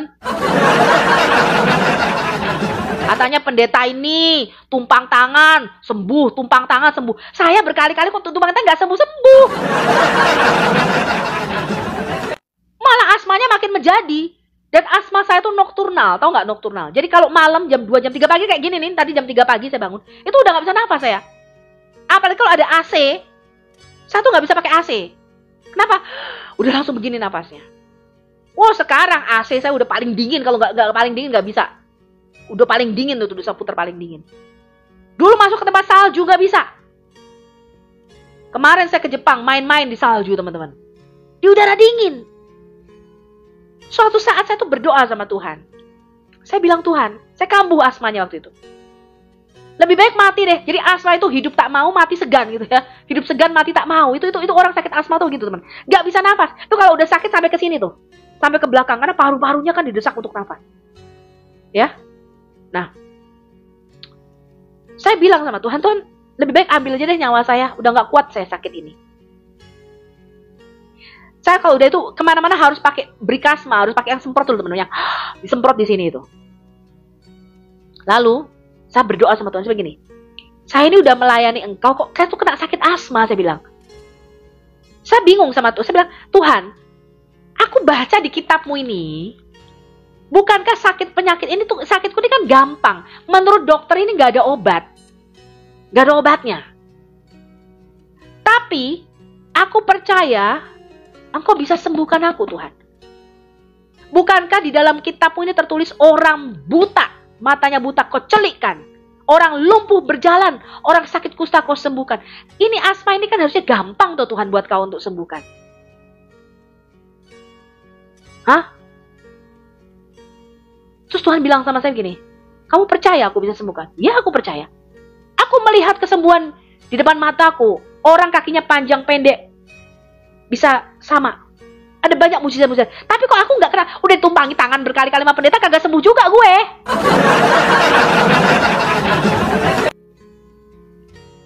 Lalu saya bilang, aku percaya Tuhan, Engkau sanggup menyembuhkan. Nah Tuhan bilang sama saya, kamu percaya? Aku percaya. Ya, lalu Yesus katakan apa? Iman sebesar biji sesawi ini, kalau kamu mempunyai iman sebesar biji sesawi, kamu dapat berkata pada gunung ini, pindah dan tercampaklah ke dalam laut, maka itu akan terjadi bagimu dan tidak ada mustahil bagimu. Saya bilang, saya percaya Tuhan kau sanggup sembuhkan saya. Ini penyakit ini gampang kok buat kamu Tuhan. Lebih baik aku mati aja daripada aku kena kayak begini Tuhan, gak bisa nafas aku. Lalu Tuhan berkata begini, kalau percaya kenapa kamu masih minum obat? Lalu waktu itu saya beli obat semprot masih baru, tuh harganya tahun itu berapa ya? 200.000 kalau saya nggak salah. 180 sekian itu loh waktu itu kalau saya nggak salah, hampir 200.000, 180 sekian waktu itu saya beli obat semprot itu yang brikasma itu loh. Begitu saya dengar Tuhan ngomong begitu, langsung saya ambil itu obat-obat saya, obat asma saya buang ke sampah. Saya minum teh hangat, jadi saya bikin teh panas karena sesak napas saya kambuh waktu itu. Saya minum teh panas, saya bilang I do believe in you, I do believe I'm healed in your name. Saya percaya saya sembuhkan dalam nama Tuhan Yesus. Saya minum teh hangat. Tahu nggak teman-teman? Mulai agak reda sedikit, walaupun masih agak sesak napas saya waktu itu. Lalu apa yang terjadi teman-teman? Sejak saat itu sampai detik hari ini saya bersaksi, saya nggak pernah lagi, nggak pernah lagi kayak gitu teman-teman. Puji Tuhan, haleluya. So God is still working in us. Allah bekerja di dalam kita sekarang ini. Ibrani 13 ayat 8 berkata apa? Tuhan Yesus tetap sama dulu, sekarang, selama-lamanya. Dia Allah yang sama. Dia Allah yang hidup. Tuhan yang kita sembah bukan Tuhan yang mati di dalam kuburan seperti Muhammad, teman-teman. Kalau kamu berseru-seru pada Muhammad, kata Bang Edis ya, Muhammadku, Muhammadku, dengarlah seruan. Muhammad nggak bisa kamu doa lu karena doa Muhammad udah mati. Siapa yang berdiri di sebelah kanan Allah dan bersyafaat bagi kita sekarang ini? Siapa menjadi pembela dan pengantara kita kepada Allah? Siapa? Tuhan Yesus yang hidup. Puji Tuhan, Allah kita hidup. Dikatakan penebusku hidup, terpujilah dia gunung batu dan Allah keselamatanku. Dia hidup, Allah kita hidup. Rohnya ada di dalam kita. Roh Allah ada di tengah-tengah kita. Kerajaan Allah ada di tengah-tengah kita sekarang ini. Dia Allah yang hidup. He's the living God. Dia Allah yang hidup, teman-teman. Dia Allah yang sungguh hidup. Kita bukan berseru-seru kepada Allah yang mati yang ada di kuburan. Kita bukan berseru-seru kepada Allah yang tidak bisa menjawab doa kita. Makanya sampai sekarang saya nggak pernah menemukan muslim yang bisa dengar suara Tuhan. Kalau saya tanya Islam, kamu pernah dengar nggak Tuhan? Kamu bisa nggak bicara sama Tuhan itu seperti saya ngomong-ngomong sama Tuhan? Nggak pernah. Mereka bilang itu heran. Mereka itu heran. Padahal bagi kita orang Kristen itu normal dan wajar. Karena Alkitab berkata, aku mendengar suara Roh Kudus bicara. Ya, sama seperti ketika Paulus berdoa, kemana aku harus menginjil Tuhan? Roh Kudus berkata apa? Jangan kamu pergi ke Asia, kamu ke sini. Tuhan telah mempersiapkan itu bagi kita. Nah, bagi kita orang Kristen itu biasa. Karena Yesus berkata apa? Aku mendengar domba-dombaku dan domba-dombaku mendengar suaraku. Tapi bagi muslim mereka heran. Kalau Tuhan itu bisa bicara. Karena Tuhannya mati, tidak pernah hidup. Gak ada pernah dengar suara si Allah. Betul, kalau manggil pakai toa katanya. Mesti teriak-teriak. Ya kan? Orang muslim kalau manggil teriak-teriak. Karena Tuhannya gak pernah dengar suara dia. Gak bisa dengar suara Tuhan. Gak pernah dengar suara Tuhan. Bagi mereka itu ketika ada orang Kristen bilang, aku mendengar suatu, mereka tuh heran gitu loh. Memang betul, tidak semua suara Tuhan itu harus kita percaya. Kita harus menguji segala roh, betul? Jangan sedikit-sedikit mengatasnamakan aku mendengar suara Tuhan, aku mendengar. Tidak. Tapi kita harus menguji semua roh. Tapi bukan berarti Roh Kudus tidak bisa bicara kepada kita. Anda lihat itu. Ketika Filipus dilarikan untuk menginjili sida-sida dari Ethiopia. Ketika Rasul Paulus disuruh untuk menginjili ke daerah Turki. Ya, ketika Rasul Petrus disuruh untuk pergi menginjili kepala pasukan orang Yunani. Tuhan sudah mempersiapkan itu. Tuhan bicara karena Allah kita itu hidup. Pertama sekali saya bertobat waktu itu. Ketika disuruh kesaksian apa? Saya bilang, ternyata Allah itu bisa bicara. Sama ini saya pikir itu Allah itu jauh. Dia Allah yang nggak bisa kita dekati. Allah yang tidak mau dengan kita karena kita manusia berdosa, makhluk kotor. Tapi ternyata Allah itu mau bicara. Allah itu mau bersekutu dengan kita anak-anaknya. Allah itu mau berelasi dengan kita. Itulah kekristenan. Kekristenan itu bukan suatu religion. Bukan sekedar agama. Tapi merupakan relationship. Relasi kita dengan Bapa yang ada di surga. Ini kok ada gambar Firaun nih. Lucu juga nih. Dikasih Firaun. Ya. About relationship, about God.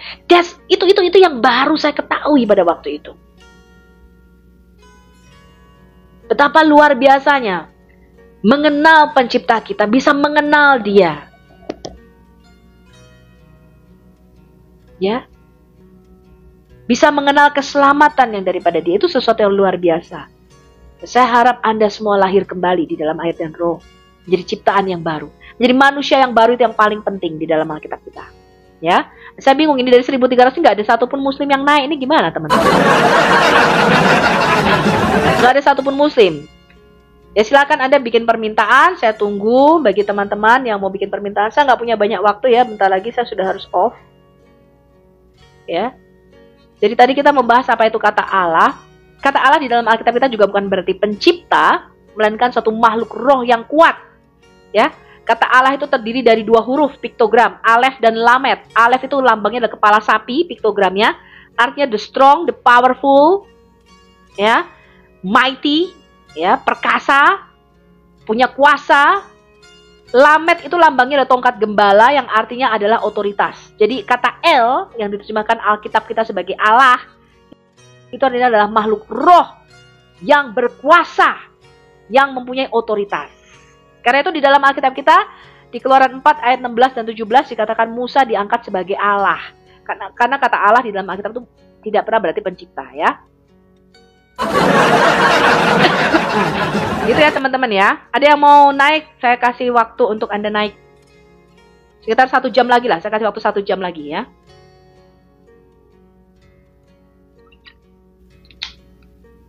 Kalau Anda tanya sama Muslim, apa sih arti sesembahanmu ini, Allah itu artinya apa? Gak ada yang tahu. Ini jangan co-host ya, saya nggak mau co-host. Ya, Anda naik saja, Anda bikin permintaan naik di sini. Yang Muslim, silakan naik. Ada arti kata Allah itu nggak tahu teman-teman. Mereka kalau Anda tanya saudaramu yang Muslim, kalau nggak percaya, Anda tanya sama saudara Muslim, Allah itu artinya apa? Mereka nggak tahu. Allah itu ya nama Tuhan. Ya, bahkan Menakem Ali tadi berkata apa? Allah itu bukan bahasa Arab. Nih tadi kita lihat nih. Dalam literatur kita, alif lam lam ha itu juga sebetulnya bukan berasal dari bahasa Arab. Itu dari bahasa yang kita tidak tahu tapi kemudian diarabkan.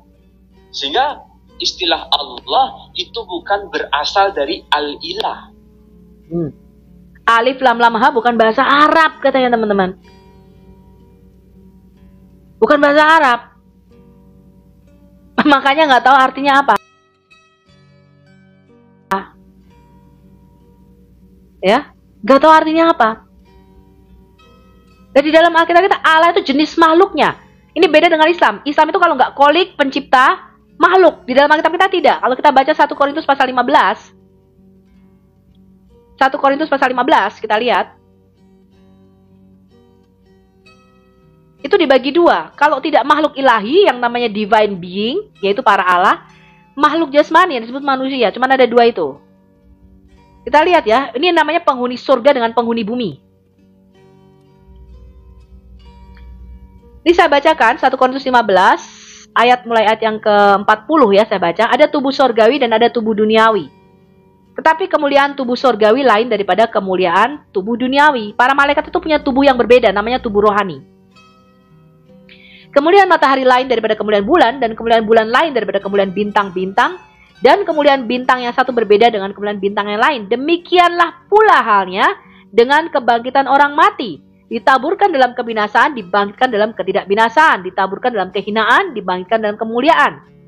Ditaburkan dalam kelemahan, dibangkitkan dalam kekuatan. Yang ditaburkan adalah tubuh alamiah, yang dibangkitkan adalah tubuh rohaniah. Jika ada tubuh alamiah, ada pula tubuh rohaniah. Seperti ada tertulis, manusia pertama Adam menjadi makhluk yang hidup, tetapi Adam yang terakhir, yaitu siapa? Yesus Kristus, menjadi roh yang menghidupkan. Ya, karena dia berasal dari roh. Ya, firman itu adalah roh. Tetapi yang mula-mula datang bukanlah yang rohani, melainkan apa? Yang jasmani. Jadi manusia Adam yang pertama itu bersifat karnal. Karnal itu artinya fana, bersifat jasmani. Ya. Tapi manusia kedua atau Adam yang terakhir, the second Adam, Adam yang kedua yaitu Yesus Kristus, itu berasal dari surga, dari roh, dari dimensi roh, ya. Dia tidak berasal dari bawah. Makhluk-makhluk alamiah, ya, sama dengan Adam, sama dengan Adam, sama dengan Adam, sama dengan Adam, sama dengan Adam, sama dengan dia yang berasal dari surga. Mereka mempunyai apa? Tubuh surga. Wih, nah ini dua jenis ini dibagi. Ini beda dengan Islam. Islam itu kalau tidak kolik Allah, makhluk ciptaan. Maka mereka tuh berkata begini, bolpen, nih ya bolpen ini. Bolpen ini ciptaan. Buku ini ciptaan. Remote ini makhluk, sorry. Bis kereta api itu makhluk. Lah kalau Alkitab enggak, bis kereta api itu bukan makhluk, itu benda mati. Yang namanya makhluk itu hanya manusia, binatang, itu makhluk. Ya ini makhluk-makhluk alamiah, itu berasal dari debu tanah, dari bawah, dari areks, dari bumi. Mereka diciptakan dari debu tanah, dari bumi. Kita ini dari bawah, dari bawah asalnya. Manusia pertama ya. Kalau Anda dan saya itu hasil reproduksi spermanya Adam. Tapi penghuni surga itu tidak dari tanah.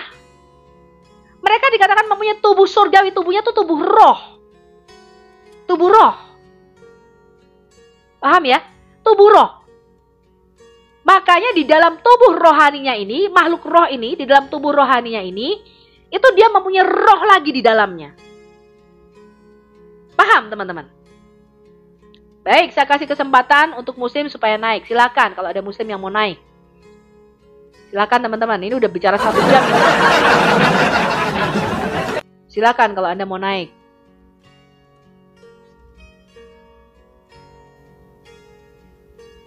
Ayo kita bicara mengenai kata Allah ini. Silakan teman-teman kalau ada yang mau naik saya tunggu. Bikin permintaan ya. Tadi permintaannya itu co-host. Saya nggak mau co-host susah sekali untuk diturunkan ya. Silakan Anda bikin permintaan bagi muslim atau bagi Kristen dulu. Kalau Anda mau naik dulu lebih dulu silakan juga nggak apa-apa ya. Sambil mancing-mancing muslim nih. Ya karena memang akun saya ini belum akun besar ya teman-teman ya. Nanti kalau sudah akun besar, baru kita bisa ini. Silakan muslim yang mau naik. Ini biasanya muslim-muslim itu selalu ngikuti saya, ya kan, ngikuti Bang Edis, ngikuti kemana-mana. Tapi nggak mau buka open cam katanya. Ya, tadi saya juga sudah bikin tantangan ya. Jadi akan ada 3 kalau Anda mau debat secara offline dengan kami di Amerika, dengan saya, dengan Bang Edis, ataupun dengan kami, Kristen apologet Arab juga banyak di sini kalau Anda mau ya.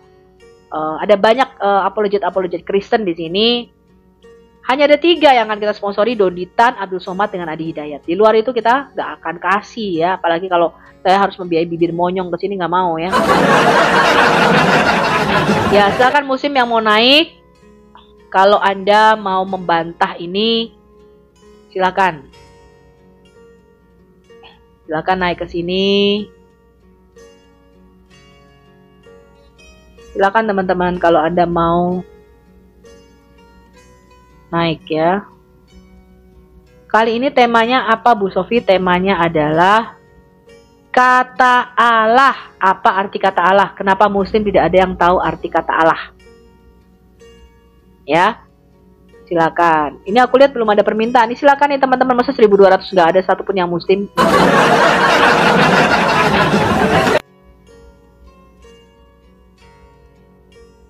Duh, buktikan dong, katanya saya nggak ada ilmunya. Kamu yang naik, silakan. Ya, kalau memang saya nggak ada ilmunya, kenapa Adi Hidayat nggak berani? Berani nggak dia buka tanya jawab begini tentang Quran, tentang hadis? Bisa nggak Adi Hidayat, Abdul Somad kita tanya tentang hadis? Hah? Nih, apa perkataan Abdul Somad? Abdul Somad aja membenarkan kok. Nih, coba ya kita lihat ya. Kita lihat nih.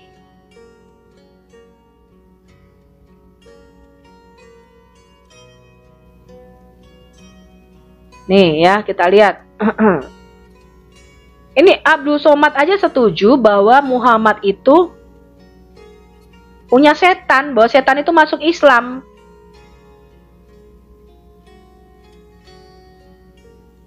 Ya, setan itu masuk Islam, teman-teman, bayangin.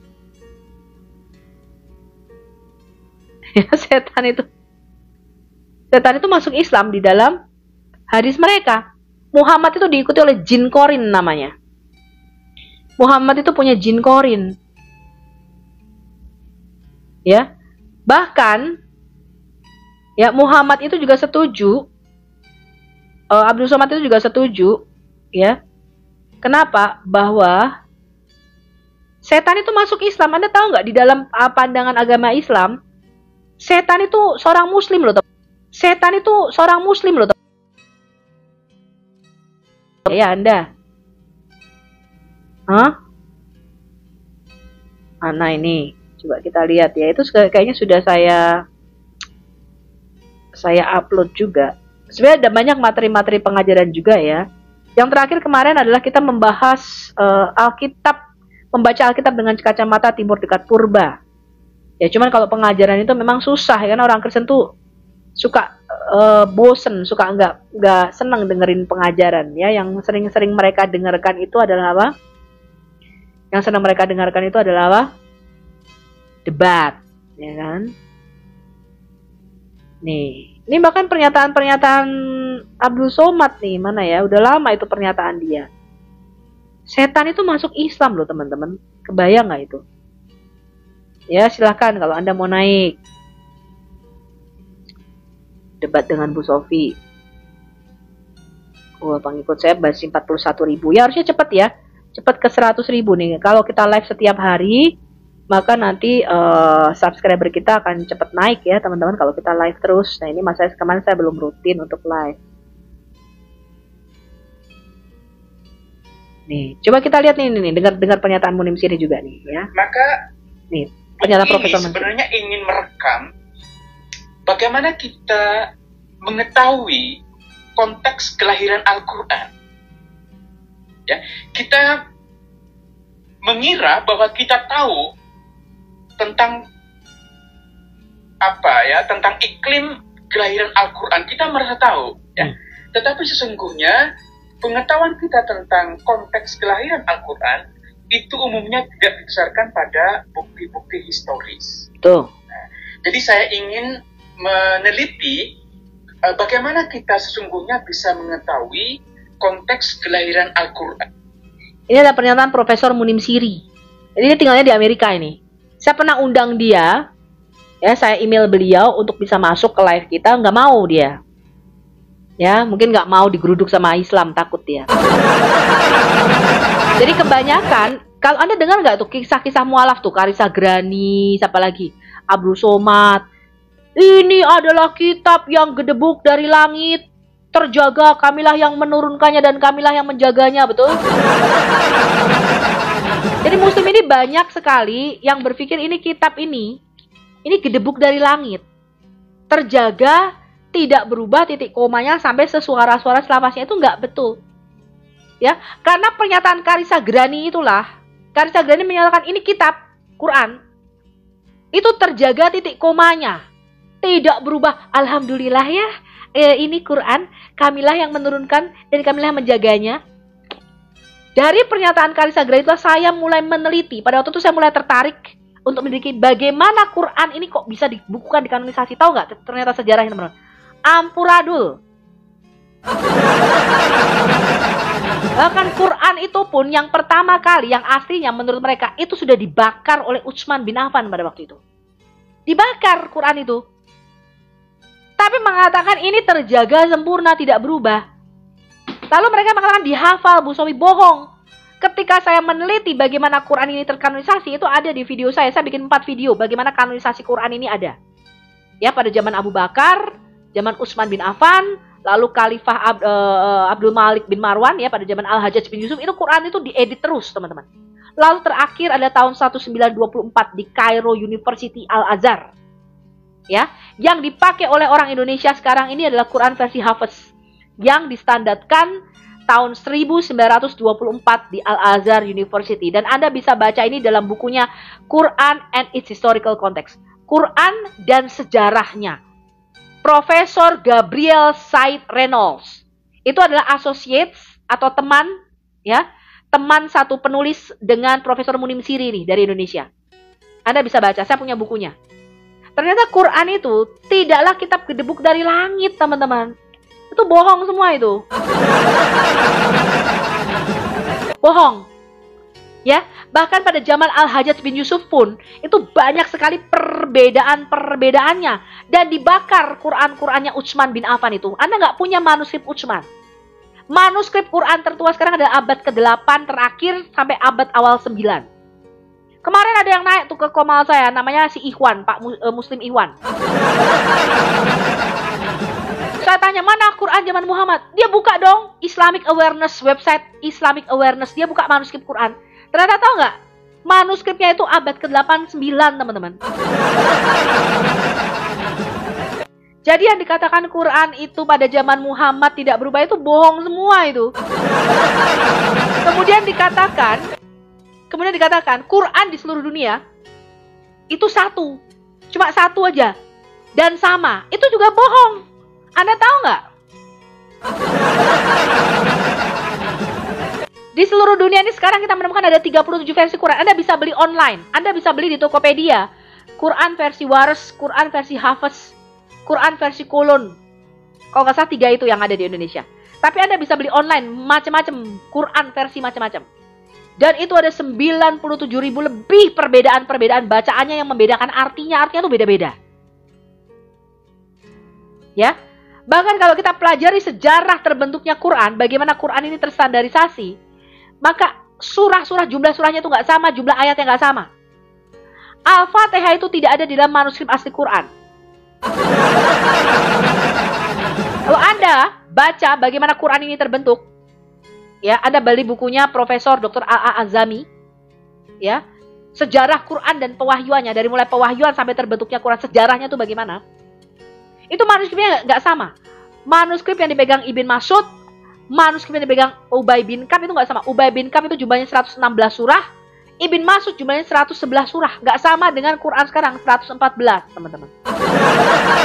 Beda-beda itu. Ibn Mas'ud mengatakan bahwa surat Al-Fatihah, surat Al-Falaq, dan surat Anas itu tidak termasuk Quran. Itu adalah doa Muhammad untuk cucunya, Husain dan Hasan katanya.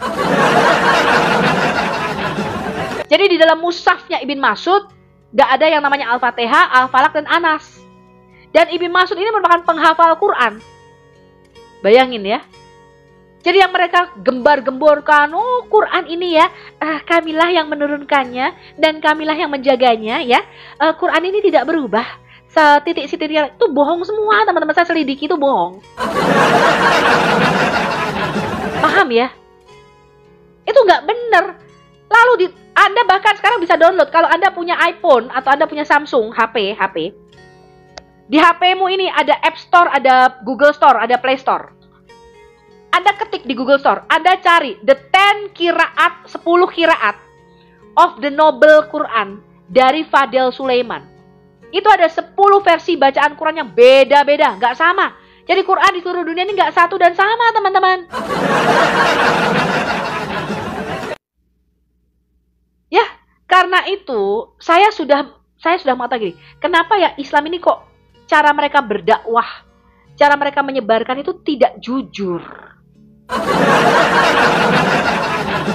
Ketidakjujuran ini membuat saya ngerti, ternyata memang akarnya adalah penuh dengan kebohongan. Paham ya? Dan itu sudah saya buat videonya. Anda bisa lihat, Anda bisa download sekarang, Anda cari sekarang kalau nggak percaya. Anda cari di App Store-mu ini, ya, di App Store atau di Google atau di Play Store ya, kalau Anda punya Samsung ya, smartphone. Anda cari aplikasinya, ya, the 10 qiraat of the Noble Quran, ini dari Fadel Sulaiman.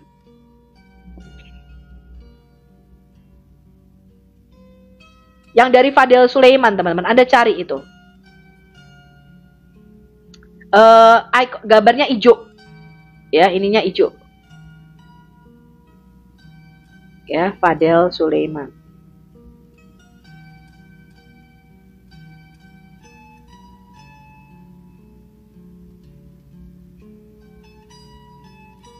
Ya,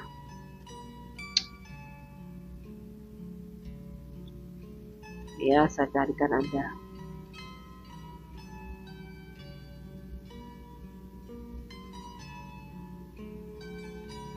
Atau enggak, Anda ketik juga di Google, itu dari Quran Wow. Anda bisa cari nih, by Fadel Sulaiman. Ya, Bridges Translation of the 10 Qiraat of the Noble Quran. Ya, itu adalah judulnya adalah Bridges Translation of the 10 Qiraat by Fadel Sulaiman. Ya, itu Anda bisa cari dan Anda bisa download langsung. Ya, Anda juga bisa beli di Amazon. Nih, gambarnya kayak gini nih, teman-teman.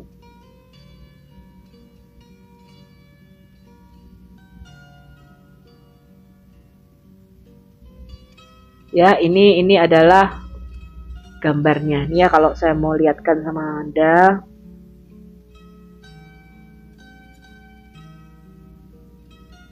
Ya, ini. Ya. Ini Anda bisa download di App Store atau Play Store. Anda juga bisa di YouTube ya. Judulnya ini nih, Bridges Translation of the Ten Qiraat of the Noble Quran oleh apa? Fadel Soliman. Ya. Ini ada banyak. Ini ada Quran versi Waras, versi Hafiz, macam-macam. Ya, ini nih. Dari Asyam, kemudian macam-macam ini. Ada 10. Dan itu 30%-nya itu membedakan arti, teman-teman. Paham? 30% itu membedakan arti. Ya, kalau kalian itu memang umat-umat gak paham. Apa sih yang Ustin pahami ini? Coba silakan. Kalau Anda bisa menjawab. Kalau Anda mau naik, silakan naik. Saya tunggu. Ini masa nggak ada satupun nih Islam yang nonton ini? Nggak berani Anda naik, ha? Ya, itulah teman-teman ya. Beraninya cuman typing, kejang-kejang di bawah. Tapi tidak berani naik. Nggak berani naik ke Komal. Ya, beraninya cuman kejang-kejang aja di bawah. Ini kok hilang bannernya kayak. Silakan kalau Anda bisa menjawab pertanyaan saya, Anda naik ke sini. Ini dari tadi juga nggak ada yang permintaannya, adanya cuman co-host ya teman-teman ya. Ya memang lama ini ya Al-Hayat tidak live, tapi nanti kita akan coba live secara rutin ya. Doakan saja semoga Al-Hayat bisa live secara rutin di TikTok ya teman-teman ya.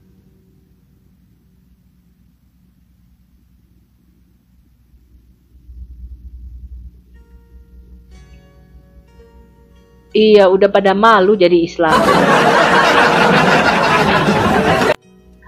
Ya banyak yang terombang-ambing, banyak yang udah goyang ya. Kenapa? Karena memang kenyataannya ya itulah agama Islam. Akhirnya apa? Jadi penghujat ini seperti muslim-muslim yang di bawah ini.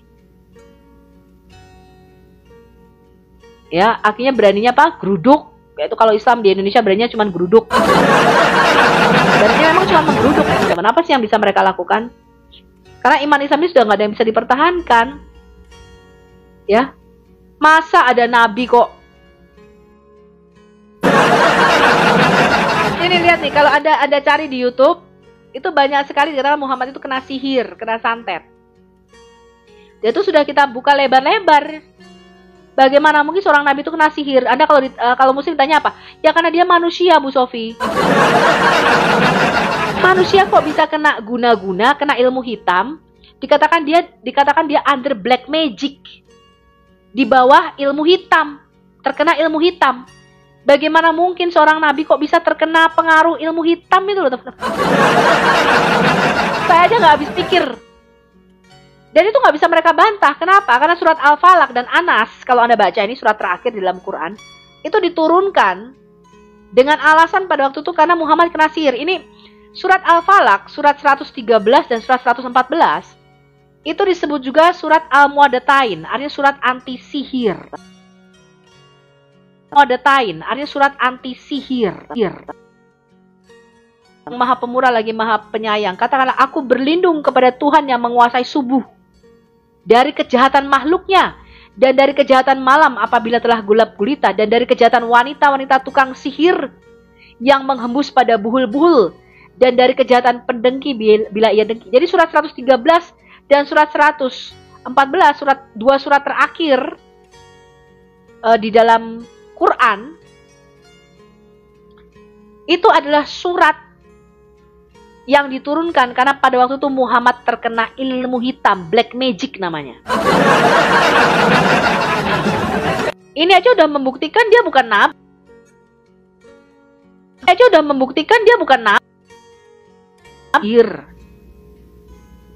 Ya, ini surat 114 nih. Katakanlah, aku berlindung kepada Tuhan manusia, Raja manusia, sembahan manusia. Siapa Tuhan manusia ini? Siapa Tuhan manusia ini? Berat ini. Tuhan manusia, Raja manusia, sembahan manusia. Dari apa? Dari kejahatan syaitan yang biasa bersembunyi, yang membisikkan kejahatan ke dalam dada manusia dari jin dan manusia. Jadi sihir itu berasal dari jin, teman-teman, menurut Muhammad. Ya bagaimana mungkin kalau dia tuh nabi yang dilindungi oleh Allahnya itu bisa terkena sihir? Allahnya itu bisa terkena sihir. Allahnya itu bisa terkena sihir. Allahnya itu bisa terkena sihir. Silakan kalau Anda bisa. Jangan cuma kejang-kejang. Dari tadi saya lihat tuh muslim cuma bisanya kejang-kejang, menghujat di bawah. Lo silakan Anda naik kalau memang Anda ngerti. Ya silakan Anda naik. Ini bisa naik nggak? Coba. Harusnya bisa ya teman-teman ya. Coba kita tes dulu. Ada yang mau naik silakan. Harusnya bisa naik sih. Kalau yang satunya tuh nggak bisa naik. Cuman memang muslim ini sudah nggak punya bahan lagi untuk bisa membantah kita, teman-teman. Gak ada muslim itu yang bisa membantah ya apa data-data yang kita sampaikan. Ya, kalau di Alkitab kita dikatakan apa? Semua sihir, semua kutuk ya yang akan ditimpa kepadamu itu nggak mempan, orang itu nggak bisa kena sihir. Nih saya bacakan ya.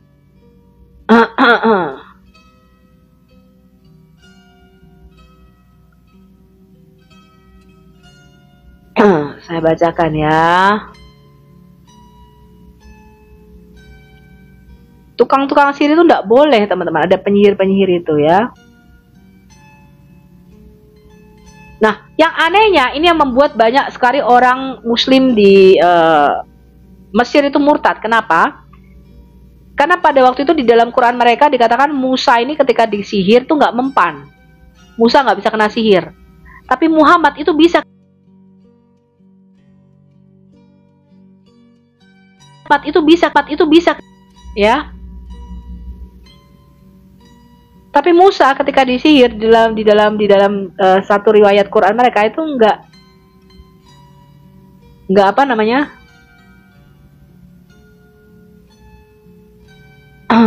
Gak mempan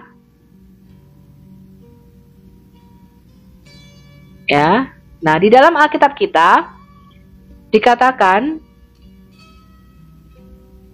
ya sihir dan tenung itu tidak boleh dilakukan ya. Kalau sekarang misalnya muslim itu sekarang sering menggunakan ayat-ayat Quran, ayat-ayat bahasa Arab itu dijadikan sihir, dijadikan tenung. Mereka suka biasa membuat rajah, jadi bahasa Arab itu dari ayat-ayat Quran itu mereka tulis lalu mereka ditampilkan di kertas, mereka masukkan ke dompet sebagai jimat. Itu nggak boleh dilakukan, teman-teman. Ya, itu yang ditentang oleh Tuhan. Nah, di dalam Alkitab kita tidak bisa ya namanya seorang itu kena sihir. Ya, terkena sihir. Dan bagaimana mungkin ini kalau Nabi Muhammad, kata yang paling terpuji di sisinya Allah, kok bisa kena santet, itu bagaimana?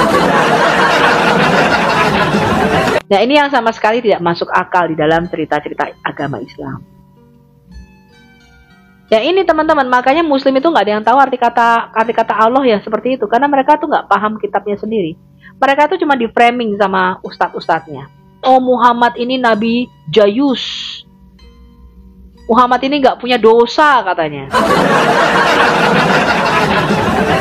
Ya, Muhammad ini apa? Nggak punya dosa, terjaga katanya. Terjaga tapi bisa kena santet. Dan ternyata dia terkena santet cukup lama.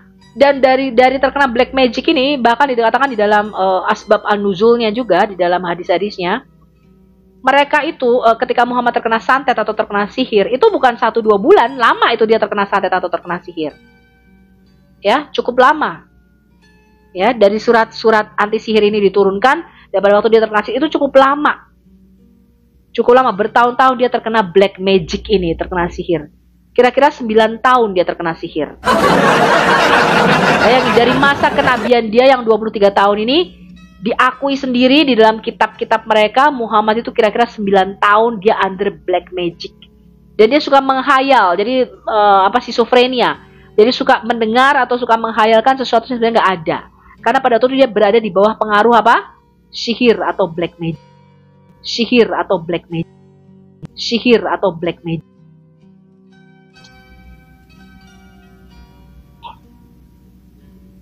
Saya nggak habis pikir ya. Nah, inilah yang membuat kita terus-menerus harus menyadarkan kepada umat muslim. Ya, tadi internetnya agak nge-lag sedikit. Ya, di YouTube juga agak nge-lag sedikit. Silakan, saya masih tunggu nih. Yang Kristen maupun yang Muslim untuk naik ke Komal. Ini bisa naik kan ya? Kok dari tadi nggak ada yang permintaan? Padahal biasanya banyak loh ini permintaan online-nya ini. Pada mau naik. Bisa naik kan ini? Bisa naik nggak teman-teman? Bisa ya, harusnya bisa ini. Silakan kalau ada yang mau naik, saya masih menunggu. Sebentar lagi saya harus beraktivitas ya. Nanti Anda bisa ke Bang Edis. Kalau Bang Edis biasanya hampir jam 6 ya, tadi setengah 6 mungkin ya dia bangun. Di kita masih pagi banget. Tadi saya kebetulan bangun jam 3. Ini apa nggak bisa naik ya teman-teman ya? Kok nggak ada permintaan? Coba ketik satu nih yang bikin permintaan naik. Oh, nggak bisa. Apakah di sini bisa naik nggak? Coba. Ketik satu yang dikatakan bisa naik. Bisa kan?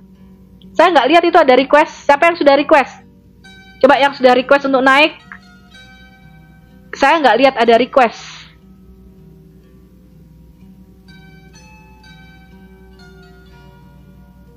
Saya nggak lihat ada request nih teman-teman.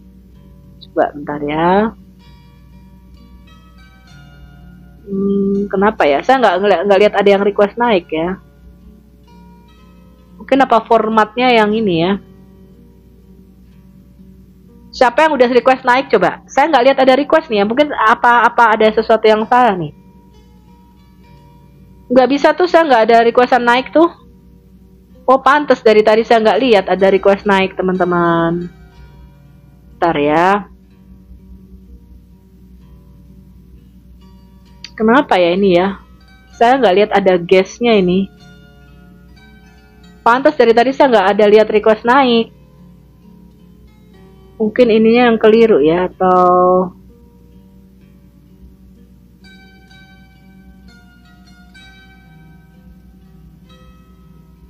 saya nggak lihat ada request naik tuh teman-teman.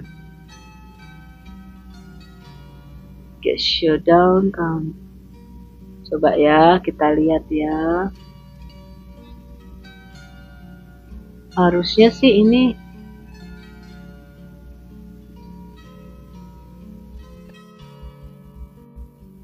Oh, ini kalau dibikin format ini ya. Saya nggak lihat ada yang naik tuh teman-teman. Iya, nggak bisa lihat. Kenapa ini ya?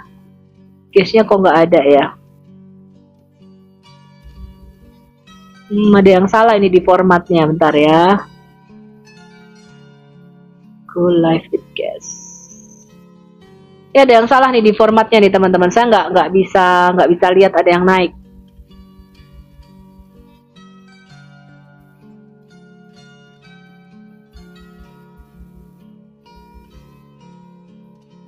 Pantas dari tadi kok nggak ada yang ini naik. Ternyata udah pada bikin permintaan request tapi saya nggak bisa lihat. Saya makanya nggak bisa lihat ini. Bentar ya. Harusnya sih bisa ya.